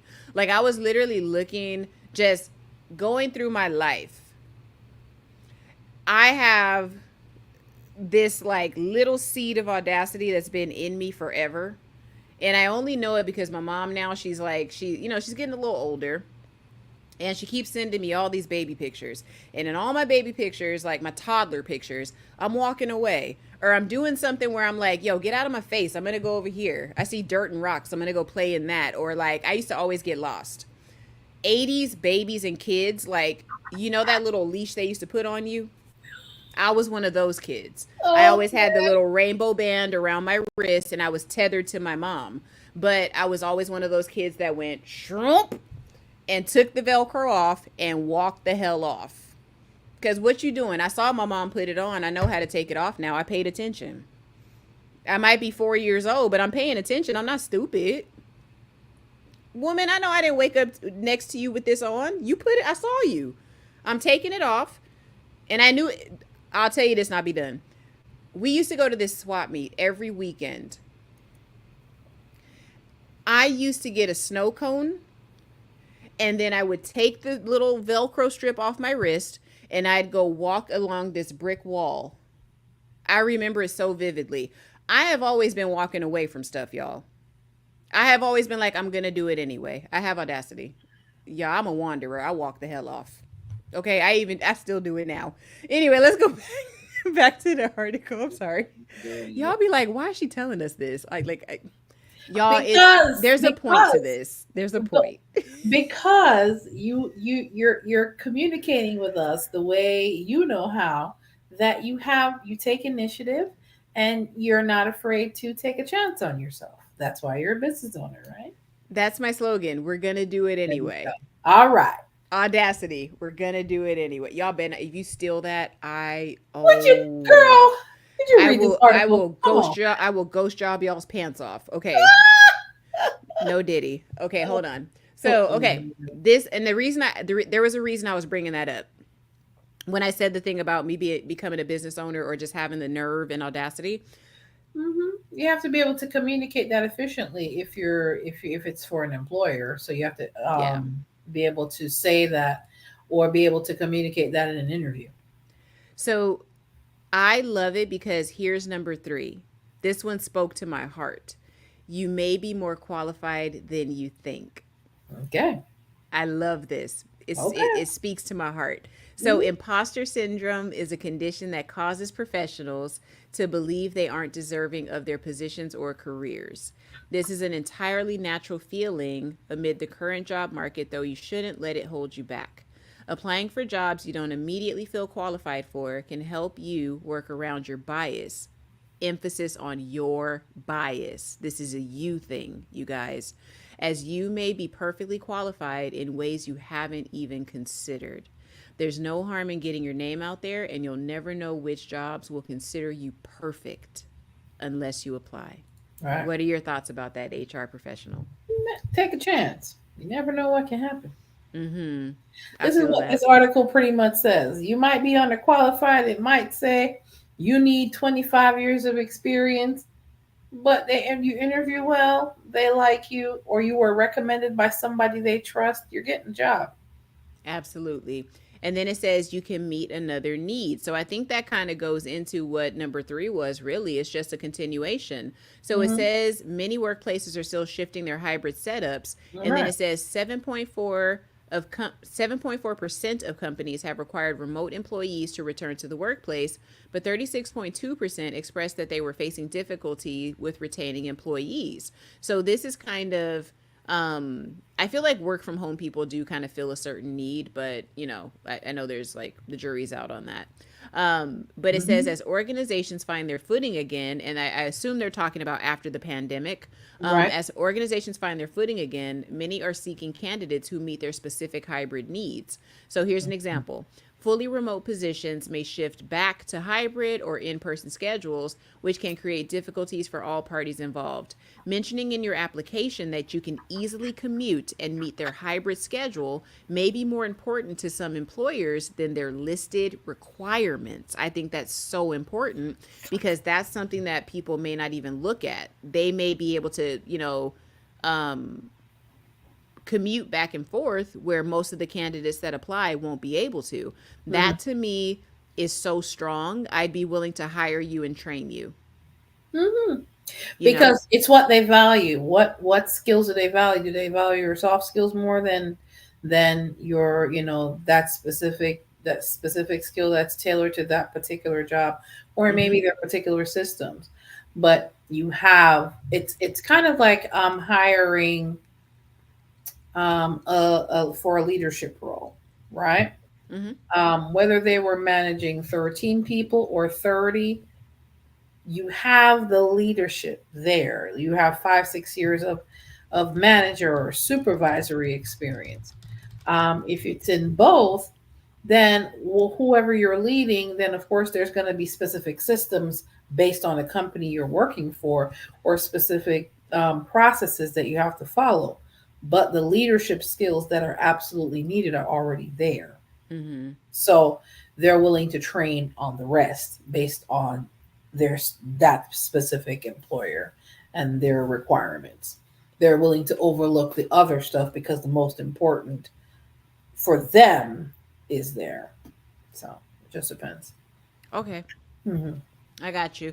So let's jump into four reasons you shouldn't apply for a job you're underqualified for. I want to get your input on these. So let's say number one, it says you hope to apply again when you are qualified. While most companies shrug off underqualified candidates, some employers may see these applications as unprofessional and disrespectful. Oh, they getting mad. We playing in their face when they post them ghost jobs. Continuing.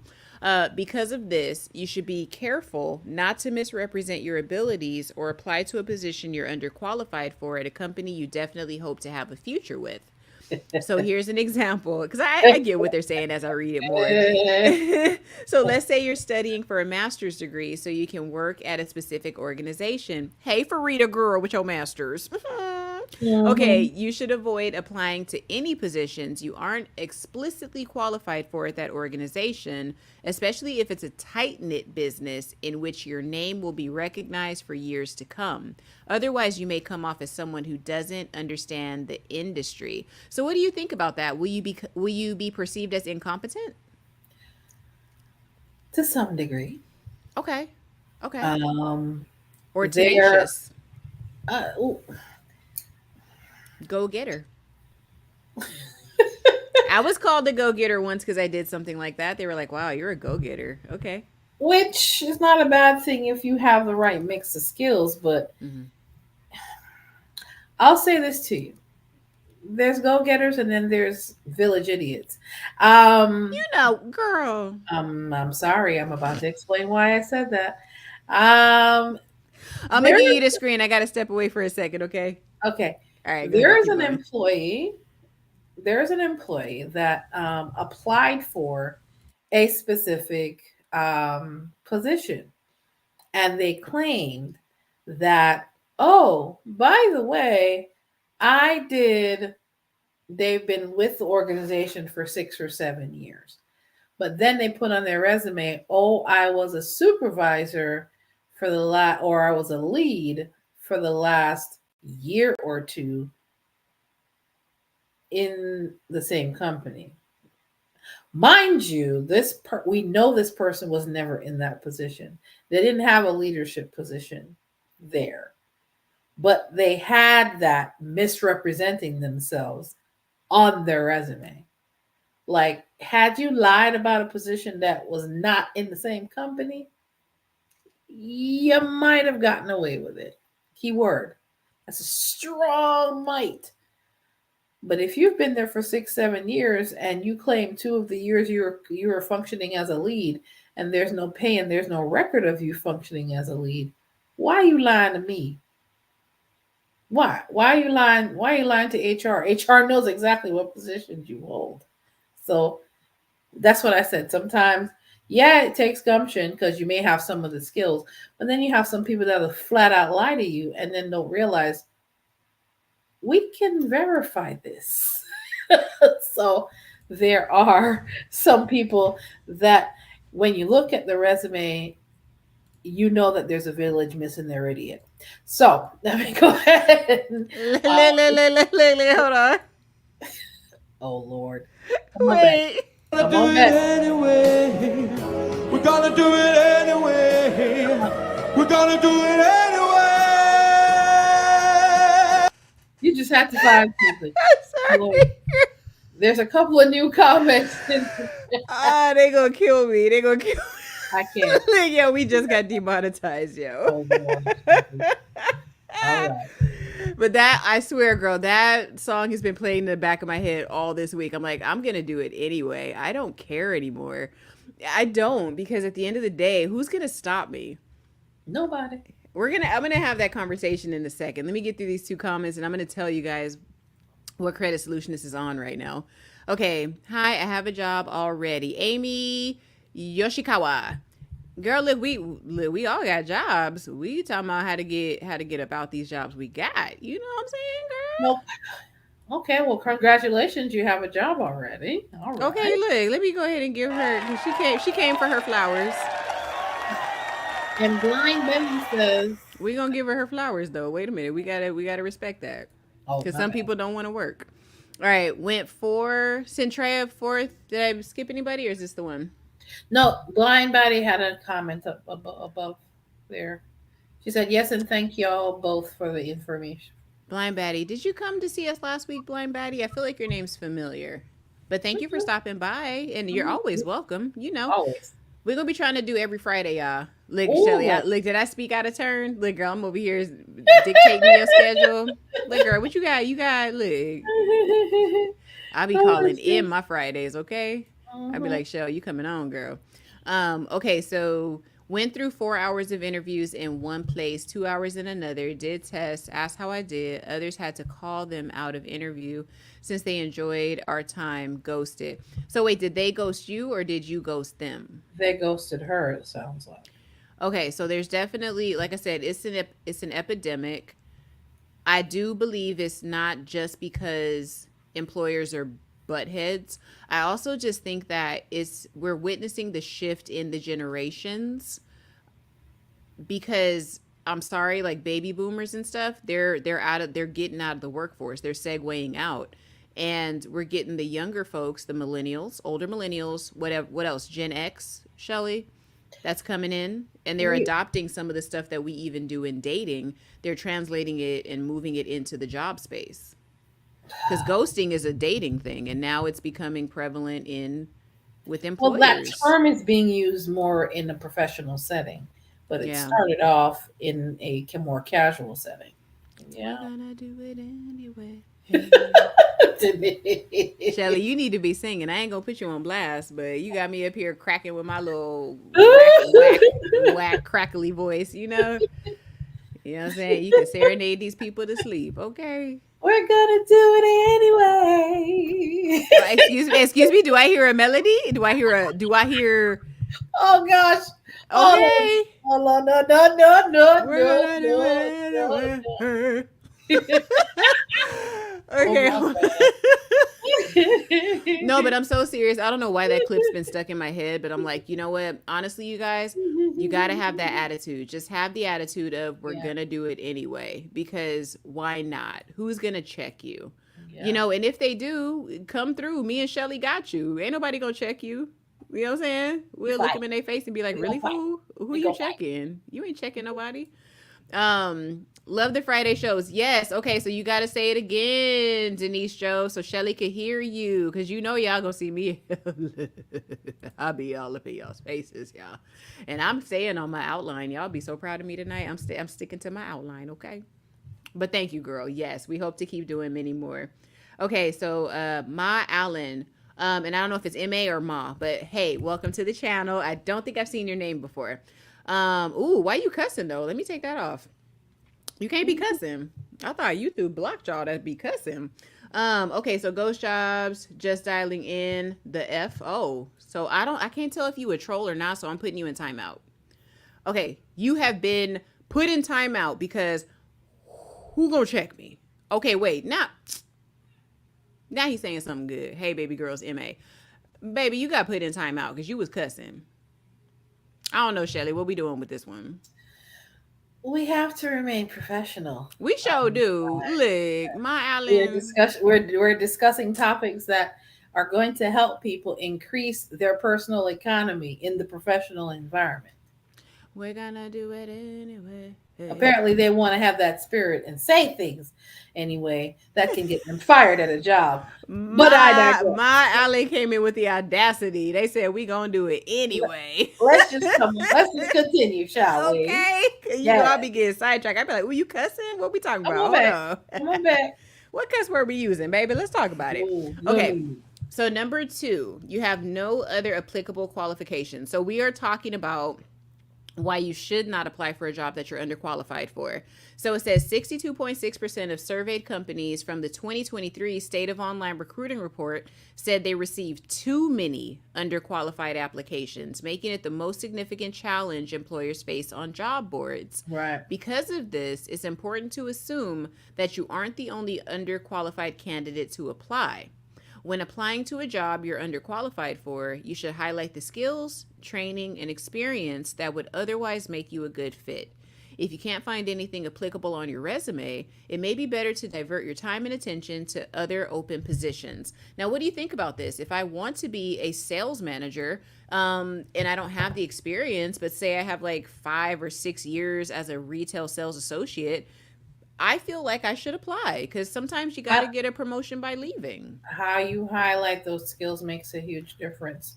And you're going to also show not only that you have sales skills, but you also have some leadership. So if you don't have leadership in your work experience, you may have leadership in your volunteer experience. Okay. Let's say you volunteer to be the leader of the men's group at church. Or you function as a homeowners association superintendent.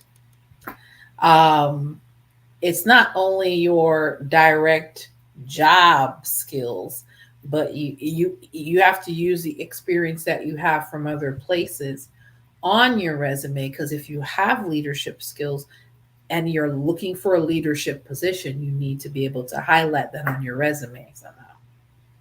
Okay. So consider that as well. Now, if I were to book you for a consultation, because you're like the master at resume writing, all that good stuff. If I were to say, hey, Shell, I don't necessarily have the professional skills as a manager. However, I am on a board in my community. I do volunteer, and I'm, the lead for such and such organization. We Right. go out every Saturday. We feed the homeless. We've gotten Mhm. grants, Yeah. Yeah, that's not employment related, but it is still it's leadership. And to me it's even more important because I'm in a leadership position that does not pay me, that I am not seeing a monetary kickback from. I feel like that makes it even stronger. So will Yes, you teach somebody to market that type of skill? absolutely. Yeah, Okay. yeah. This is exactly what I just said. Like Yeah. you don't. It doesn't necessarily have to be experience in a job, but it's Okay. experience nonetheless. Right, That you right. can use the information to communicate your value to the employer. Okay, I got you. Mhm. And then the number 3 reason here, it says the employer is explicit about certain requirements. Okay, so what they're getting at here is if they say they want a specific thing, you don't have those specific things, Don't even and you waste do time. it anyway. So most job boards allow employers to designate specific qualifications as Right. required or preferred. That said, many required skills are still sometimes negotiable, especially if no candidates meet all of the company's needs. Okay, we were just talking about that. And it says some employers may explicitly state that their job requirements will not budge, whereas others leave their criteria open ended. You Right. must use your best judgment and industry knowledge to determine which requirements you can and cannot work around. Right. Shelly, do you help folks with that? Absolutely. Okay. If you have 2 years versus 4, you might be able to say, well, you market the heck out of those 2 years of experience and also use other transferable skills from other fields, from other industries to be able to communicate your value even more. Okay. What you guys have to always look at when you're marketing yourselves in the professional space, use all of your experience, volunteer experience, your regular job experience, Mm-hmm. stuff that you did in school that can be relevant to the job. You may not have had the chance to do it at work, but you did a project where you wrote XYZ processes and blah, blah, blah, blah. And they're looking for a project management person. So it depends. You gotta use what you have to get what you want. Now, there's a popular movie that has that line in it. It's in an interestingly nefarious field. Um, so, Girl, why this one? um, Girl, my tripping. Ma, I'm gonna let you live tonight because I can't tell if you a enemy. I can't tell if you a defector or not. You a Decepticon? What you doing? somebody wants attention. Let's continue. You got Um, ab- I'm a. All right, he's abundance. okay. I'm gonna let him live tonight because I think I'm gonna let him cook.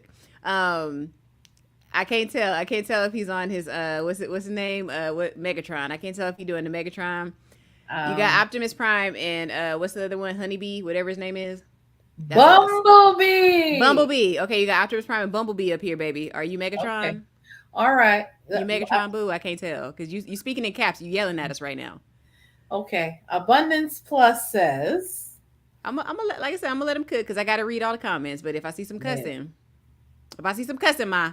hmm Okay, so companies post jobs, you apply, they cancel the job, repost it again. Watch exactly. It's all this is business, and that's why I feel so conflicted about this topic, and that's why I had Mentor Shelley come on because I get it from both sides. I've seen it happen on both sides. So yes, I could say, okay, if people turn down an MBA, yes. But on another angle, I will say this. I have a friend, she has a master's. She was struggling to get a job because of the fact that if I know I'm hiring for somebody that I'm only willing to pay like $50,000 to per year, if I see you have an MBA, as a business owner, I have to think, okay, you are going to consistently be looking for other work. You're going to come in and work for me, sure, but I have to spend money and resources hiring you, training you, doing all that. You're an MBA. At some point, you're going to get sick of making $20,000 to $50,000 a year. You're going to get pissed and you're going to leave. The assumption, unfortunately, is that as for a specific rate, employers make the assumption that people are going to jump ship after a short period of time. Mm-hmm. So a lot of times a lot of employers will say things like you're overqualified or having a blanket MBA specified in this particular sector of business is not always a good or bad thing. It's how that particular HR or hiring manager perceives it. Okay. Yeah, because I remember going into I went into a property management job, right, in like 2009. Mm-hmm. And when I did it, the girl that was training me, we were at the same level, but she was an MBA. And I remember looking at her thinking, I got this job because I'm a chatterbox, and the person that interviewed me liked me a lot, just personality wise. And she was like, "Okay, you seem like you could do it." I applied for assistant. She hired me as a manager. So she was just like, "No, I think you have manager's like energy. So I'm going to put you in that position." So I met this girl. She was an MBA, and I was like, in my head, I was like, "Why are you doing this job? You're making $18 an hour. What are you doing?" You don't know people's circumstances, and you don't know why people do things that they do. So facts. What and else? As I got older, yeah, because I'm not going to say how old I was in 2009, but I will say that I was not old enough to get what you just said. Well, that and it all depends on what you're going through at the time. Right. You may be doing it to gain some experience from a basic level, so you can use that a year or two from now to be able to use it to elevate. It all depends on where you are professionally and where do you see yourself going within the next 2 to 3 to 5 to 10 years down the line. Yes, so that could have been her flowers. Listen, and some people she's a director now in Cape Cod. Okay, no, she did her thing. Okay, exactly. I'm not gonna hold her. She did her so thing. That's why I was saying it may have been the groundwork or the basics for where she is now. Well, nah, she was a little too far up in my face. I was like, girl, I'm doing this for the free rent, baby. Get up off me. That's another story for another day. We talked about coworkers not being your friends. Did we not talk about that a couple weeks ago? Oh my God. Okay, I'm gonna say this and I'll be done. But she used to tell me, she was like, and she called me by my first name, right? She's like, every time I say something, you just look at me like a deer in the headlights. And I was like, well, yeah, because I've already been in the industry like 6 effing years. And like, I don't understand what you're saying to me because I've been operating in this whole other atmosphere and you're like hitting me with all this weirdness. Shut up is really what I'm thinking in my head. But, but you said deer in the headlights, girl. I'm saying too much. Okay. So Ma Allen says, I want to know your lady experience with companies. I work for a global company and the politics are dog shit. Okay, Ma, you got to stop cussing. We trying to stay monetized over here. Lord have mercy. Okay. I'm an MBA with a life age experience. What is your MBA in? If you're still here, I want to know. Type it in. I want to see like what's your industry. I'd be curious to know. I went back to school after the 2009 collapse. I was forced. I get what you're saying. My life experience was ignored by the current company because people that have not fear what they do not know. Okay, I hear you on that. I do. No, I do. I've experienced that quite a bit. So I get what you're saying because I tell Shelly this all the time. A lot of people get annoyed with me because of certain freedoms that I have, and I didn't realize that, and that's not a professional thing. That's more of a personal thing. I have had people literally shun me because I said, "Oh, I got up and I moved a couple states around. I kind of do what I want to do." People get pissed at that. So I can imagine on a professional level what people do when you have more skills than they do. I can imagine.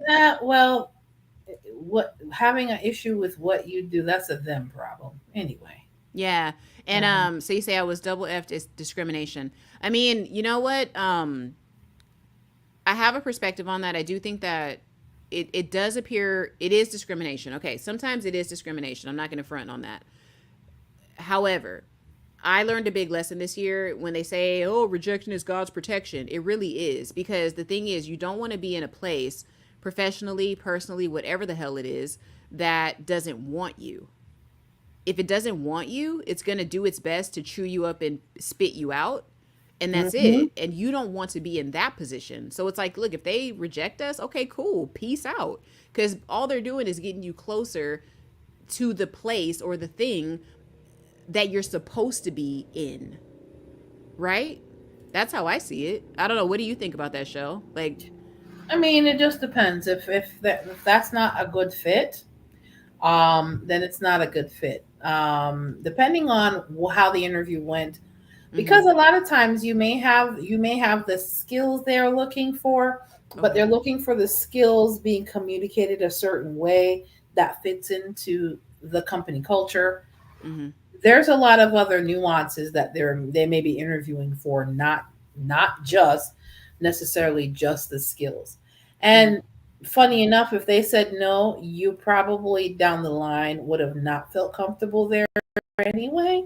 So sometimes, because remember, when you're interviewing, it's not just them that's interviewing you, you're interviewing them as an organization as well. So even when you're doing internal, what is it? When you're promotions and things. Yeah. If you're filling out the position, if they're trying to fill it internally. Yes. Yeah. Because you got to pay attention to the culture too, because maybe you don't want to move up in that company, or maybe you want to move up just to get the title and the status and then move on. Put it on your resume and then move on. You know what I mean? Yeah. So you could leverage it that way too. I'm open to everything. But again, Shelly is here to tell you what to do, because Creative Solutionists will throw a lot of ideas at the wall. Shelly will help you compartmentalize, and strategically say, okay, well, I know Victoria told you to do this, but that's going to look kind of crazy. So you need to maybe do this. And then, okay. I mean, you know it just depends on what is it that you want to achieve right now? What is it that you see yourself achieving in a year, 2 years, 3, 4, 5 years? Are you just doing this to obtain this salary so you can use it to launch a business? It depends on what you want to do. So Shintraya Arts and Comics channel says, it's why I focus on a side hustle and improvement until this mess clears, wasting my time. Yeah, and it could be it could literally just be the universe, God, whatever you believe in. Like, it could be telling you, hey, you do actually need to strengthen this other thing in your life right now before, and then don't worry about the job and all that crap so much. Because if you have a job you're comfortable in, you might just need to coast in that for a bit while you grow the other thing, and then pivot back to see what you want to do professionally. But again, that's why Shelly's here. Accounting, okay, Ma Allen, if you're in accounting, I don't know the industry too much, but like, I don't feel like you would have a problem. So there must be another aspect that's going on. I wonder where it is that you live. I keep spouting my experience and will not recognize my prior experience. Okay, so they're pretty much just kind of not discrediting, but maybe they're just not finding your skills that you're promoting valuable. Well, also, Ma Ellen, where are you applying? 1, 2. Right. Are you also hitting up your multicultural networks as well? How are you connecting with people that may be connected to other companies or other leadership? Do you offer your services on a freelance basis or as a contractor, instead of just thinking, because if you have a master's in accounting, there's a lot of opportunities that you can actually do on your own. So it just depends. Yeah, there's a ton, because I know another gal that watches the channel, and she's a friend to the channel. I want to say her is a We Wealth. If you guys check her out, it's Athena over at We Wealth. She's a CPA, and she's got her, I think she has a bachelor's. She may have a master's in accounting. Right. In the I think a couple years that I've known Athena, she's never been without like work, even because she takes breaks sometimes to just do entrepreneurial stuff. Right. And then whenever she just wants to, she pivots back into work. And I've never seen her not be able to get a job. But it could be where she lives too. So, okay, no doubt, absolutely involved with what she said. They are FAF. I'm thinking you're saying fake as F. is what you're saying. I mean, every corporation is going to have their issue. We can't really Yeah. do anything And about there's that. always going to be a level of fakeness. Anytime you have to get up, put makeup on, or get up, get your hair cut, put on a suit, go in a building, it's fake. You didn't wake up like that. It's fake. It's never going to be the ideal situation. The Yeah, only it's ideal fake. situation is what you create. Yeah. So as long as we wake up knowing that, like knowing that the realest thing in our day is going to be us. That's it. There we go. You know what I'm saying? Like everybody else, you're looking at their representative. Only you are you. And then even you're giving them your representative too. Moving on, because credit solutionists can go in the weeds with that. Well, this wasn't initially about my story. I just recognized two strong, cool ladies. I mean, listen, we strong and cool. You know what I'm saying? I'll take it. Give me my flowers, okay? Absolutely, with the corporate mentality. Have you thought about doing your own thing? Because if you have accounting, you need to go do bookkeeping services for entrepreneurs. You will make a killing. You set your rate and you get it done.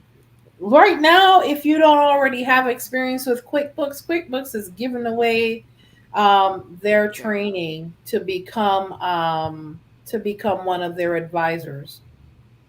He said gay networks. I can't tell if you a dude or a girl, Ma. See, this is what the faceless ones. I don't know about y'all. Keep going. Yeah. My current company offers internal, but the white young. Okay, you going crazy, man. Okay. So at the end of the day, there's other opportunities out there that's not necessarily tied to a specific employer. You could provide those services to business owners, whether they're solopreneurs or they're small business owners. At the end of the day, you have some, leeway that you can operate within the premise of. Of course, you can go to mentorshelley.com/consultations if you're trying to figure out what direction to take. But those are just some of the suggestions that we can probably provide to you off the cuff, just based on the fact that you have a master's in accounting. So we're going to lead into another topic for another video, because I do think we talked about ghost employers. We're going to talk about ghost employees on the next one. What do you think, Shell? Let's talk about that next week, because I definitely want to dive. I want to dive into that. Yeah. All right, let's get into the last thing, the last reason that you should not apply for a job you're underqualified for. I want to get your input on it. Pretty sure Ma Allen's going to have something to say, but I want Ma Allen to tell us real quick, the next comment you make, I want you to tell us, have you gone and tried to do your own thing? That's what I want to know, because the channel is about solutions, and we don't want you to just come and tell us why you can't get what you want. I want you to tell me that you tried to get what you wanted, you did your own thing, and then it didn't work. Because if you got them skills, you gonna get some customers, okay? That I know. That much I know. Okay, so last point here. You aren't sure you can do the job. Oh my God. Imposter syndrome for real. Credit Solutionist goes through this. I do not know if Mentor Shelley goes through it, but I know I do. Y'all. Start asking I'm sorry. This is where the optimist in me shows up. Don't think I can't do it. Think, how can I do it? Because they need what? What is the word of the year? Audacity. We're gonna do it anyway. Okay, so let's go back. I want to read this out because I want you guys to really listen to this, and we're gonna leave you with this on this Friday, because we're all wrapping up these crazy work weeks that we've had. So here's my question. Okay, so you aren't sure you can do the job. So being aware of your limitations is crucial when you're applying for jobs. If a position is somewhat relevant to your field, but you don't feel you have the skills or experience to do it right, you should not apply. Interjection, I don't agree with that. I don't agree with that either. Now, while every new hire has a learning curve, you should enter the position with a thorough understanding of its processes and responsibilities. Applying to and accepting a job you're underqualified for could make you look unprofessional and damage your reputation. Womp womp. However, if you're genuinely interested in the position, online resources can help you fill your current skills gap to land and excel at a job you're not quite ready for just yet. I do not agree with that at all. What are your thoughts, Shelley? As a career coach, apply for it anyway.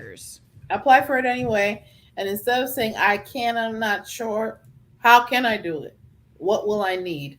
And I go in that interview and I speak to the values that they're looking for in that position. That's why it's important to get your prepare for your interviews, folks. Do your research, folks. These things that we're talking to you on, these computers or these We're computers. gonna do it anyway. Sorry, We're girl. gonna do it anyway. Okay. Got it. All right. Thank you. Do it anyway. Yeah. Do your research and just prepare for the You interview. got to. That's You it. got to. Just Because do it. that I didn't like that last part. That girl, that made me recall All of while that I was is- reading it. That last one is mindset. Mm, That's really mindset. mm, That's all it is. girl. At the end of the day, do it anyway. Do it anyway. Do it anyway. And what I will say, just to recap our whole discussion, Yeah. and I agree with you did have What's up? let me see here. Sarita's Arts in Comics did say ghost jobs aren't the eternal hires, which that's what I was saying to you earlier. It's jobs being reposted for months and months in a cycle, and they never hire for it. And But that's what I'm saying. How do y'all know the difference? As The- an outsider, how do you know? because they actually hire, well, as an outsider, the attributes of a ghost job is there, but it's not truly a ghost job because they actually have hired for it.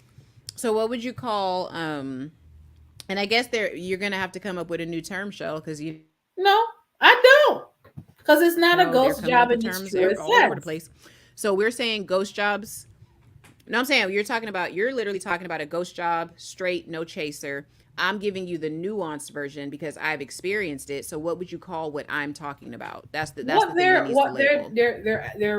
They're pointing their resources different places, because keep in mind, Mm. the person you hire to go into a new position is going to leave that another position vacant.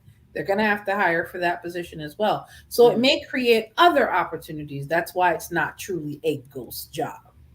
Yeah, because if it, like, say your entry and then they post the Promote promotion you. internally but still out, and then the entry Correct. would truly be an entry. It would be a person from outside. Okay, I Exactly. get what you're saying in that respect. Okay, So, my yeah. Ellen is cutting up tonight. Ma, you gonna have Yeah, to put a so- picture up on your thing, okay? well, at the end of the day, ghost jobs is something that unfortunately you have companies that operate from an unethical place think it's a good practice, but in the long term, it's going to come and take a good chunk out of their where, and it's going to hit their bottom line and their reputation, because at the end of the day, the truth is the only ground you can stand upon. Although some of these corporations don't think you need it, it's absolutely necessary. And as far as the other article is concerned, 4 reasons that you should go for it. We have our theme song for tonight. Just do it anyway.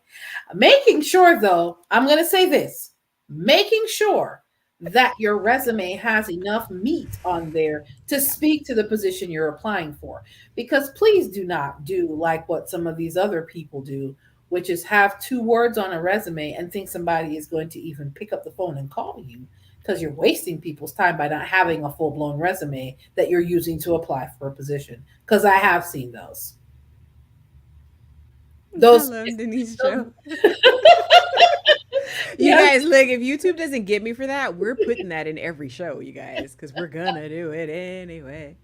So at the end of the day, you have to have something to, if you're saying you're applying for a forklift operations manager, you better have some forklift experience in there. How you gonna manage people that work on forklifts if you don't know how to operate one? Yeah. Just saying. So you have to have some kind of experience that ties into that. Even if you feel like you're unqualified, apply anyway, but apply with the real. Apply and be able to communicate efficiently what type of value you're bringing to the table. And these are things that I can help you communicate on your resume. I can also take you through interview coaching to communicate, especially through salary negotiation. You can use those things as leverage to be able to increase your personal economy as well. So all of those things tie into what it means to be a career professional that is in control of your career, not having these people's, whatever opportunities are out there. But there are times when we have to step up and create our own opportunities, which is in the form of freelance or fractional services for a fee. So sometimes it's not necessarily just with applying for that job, because there's a level of control you don't have, but there's a level of control of creating your own. So, and that's what part of what we do here, either together on this channel or separately, me as a career coach, and Victoria as credit solutionist. So at the end of the day, folks, I'm here to help you to become a better professional, right?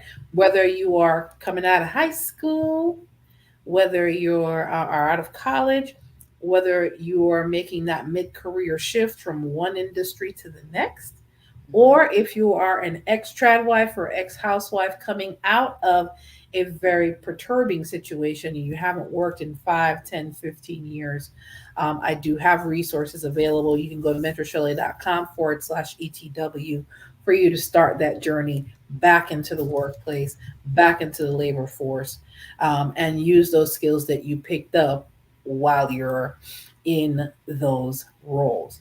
As well as if you have high school or college students coming out of school and have no idea how to navigate their careers, go ahead and grab my book, From Clueless Teenager to Consummate Professional, 7 Steps to Getting the Career and Economic Life You Want. Everything that I talk about deals with personal economy, enriching your personal economy. And of course, with enriching your personal economy, that also includes credit. And that's where Victoria. All right. All right. I got to get the sides right. Forgive me, y'all. I'm trying to work on direction here. All right. Go ahead, Victoria. All right, guys. In this spooky season, honestly, jobs are spooky, money spooky, credit is spooky, everything is spooky. As we talked about at the very beginning, I am the author of the 90-Day Rapid Repair mini ebook. Let me go ahead and take my girl's comment off of there. Girl, you know I love you, but we got to show the whole picture, okay? Because we got the natural up there. Let me see if I can take it off. There we go. Yes. So this is our 90-Day Rapid Repair mini ebook. I am actually selling this at a deeply discounted rate because everything that's in this book is going to teach you guys from A to Z how to get your credit score literally from like 500, 400. I don't care what it is, but it's going to get you up to at least about 650 to 670, which is considered average or a good credit score. It's going to get you that house, that car, that personal loan so you can start your business, all that good stuff. This 90-Day Rapid Repair mini ebook is going to get you exactly where you need to go. We have revamped this. It's a brand new version. You see, I got my beautiful curls, and yes, that is all me, baby. Don't ask me if that's a wig. It ain't no wig. That is the Credit Solutionist 100%. Shelly, give me my flowers, girl. Okay, high five. We high fiving off screen, y'all. But that is your girl, okay? Yes. No, I let it. Yes. Okay. So anyway, y'all, if you are needing that help though, y'all already know I cut up and it's 10 something on a Friday. Come on now. But yeah, that's what you guys need to do because as we talked about last week, a poor credit score can even affect your job. They're not just checking your credit scores now when you start the employment, they're starting it in the middle of your tenure with that company. Because as you saw with Ghost Jobs, believe you me, they are literally looking for ways to get rid of you guys. They will use your credit report 2 years down the line to get rid of you. Okay, so this particular book is going to help you with all of that. This is something that you can literally have for the rest of your life until FICO is gone, until Vantage is gone, until credit doesn't matter. You're going to need to use this book. Okay, so that's what I'm going to say right now. Also, I am the creator of the Small Business Blueprint. What were we just talking about with Ma Allen? Ma, you cutting up tonight. I don't know what's going on with you, but you cutting up, but I'm going to let you cook because I'm spicy too, and I appreciate you. But what Ma Allen needs to do right now is start a business because if you are an MBA, if you're an accountant, do you know how many people need help counting, doing their books? I have QuickBooks. I hate logging into QuickBooks. I hate it. I hate it.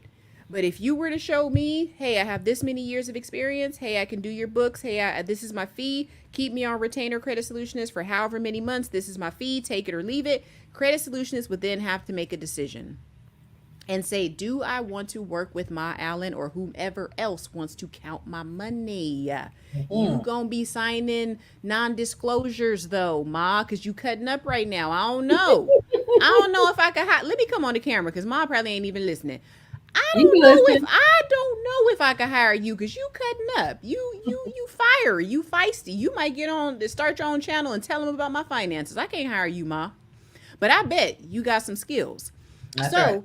That is what we're talking about. We're talking about pivoting over. So the small business blueprint, that is something that you totally could use. Now you can also go ahead and book a credit or a debt consultation with me over at mycreditcall.com. If you want to do a one-on-one, we pretty much get on camera just like this. However, it's in a private space. I give you a recording of the call, so you can always refer back to whatever advice I gave you. I also provide you with a debt tracker, whether it's your monthly budget for your expenses or it is your budget that you want as far as a tracker on how to pay off your debt, how long it's going to take you. Should we do the snowball method? Should we do the avalanche method? I mean, it's robust, y'all. So go over, book that consultation. We're probably going to have some things coming up for Black Friday too. I'm pretty sure Mentor Shelly's going to have some stuff like that as well. Yep. Again, we come on here, it's fun and games. I'm chilling with my girl. We're laughing and joking, but we are dead serious about all of this. And there's a lane for each one of us in this world. And I want everybody that tunes into us, that is under the sound of our voices, to understand that it's not over. If a job is for you, let it be for you.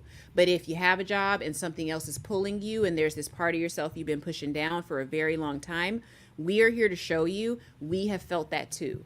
We feel it now in some areas of our life, and getting up, talking to you on camera, it is proof to you that you got to get up, you got to work through it, you got to find the resources, you got to hire the person, you got to book the consultation, you got to do what you got to do. Am I right or am I wrong, Shell? Absolutely right. This is what we're doing. And if you got to start from the ground up, do not fret.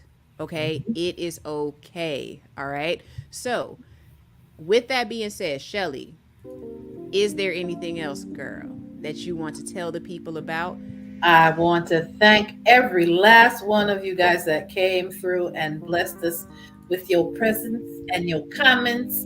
Ma Allen, Arts and Comics channel, of course, Abundance Plus.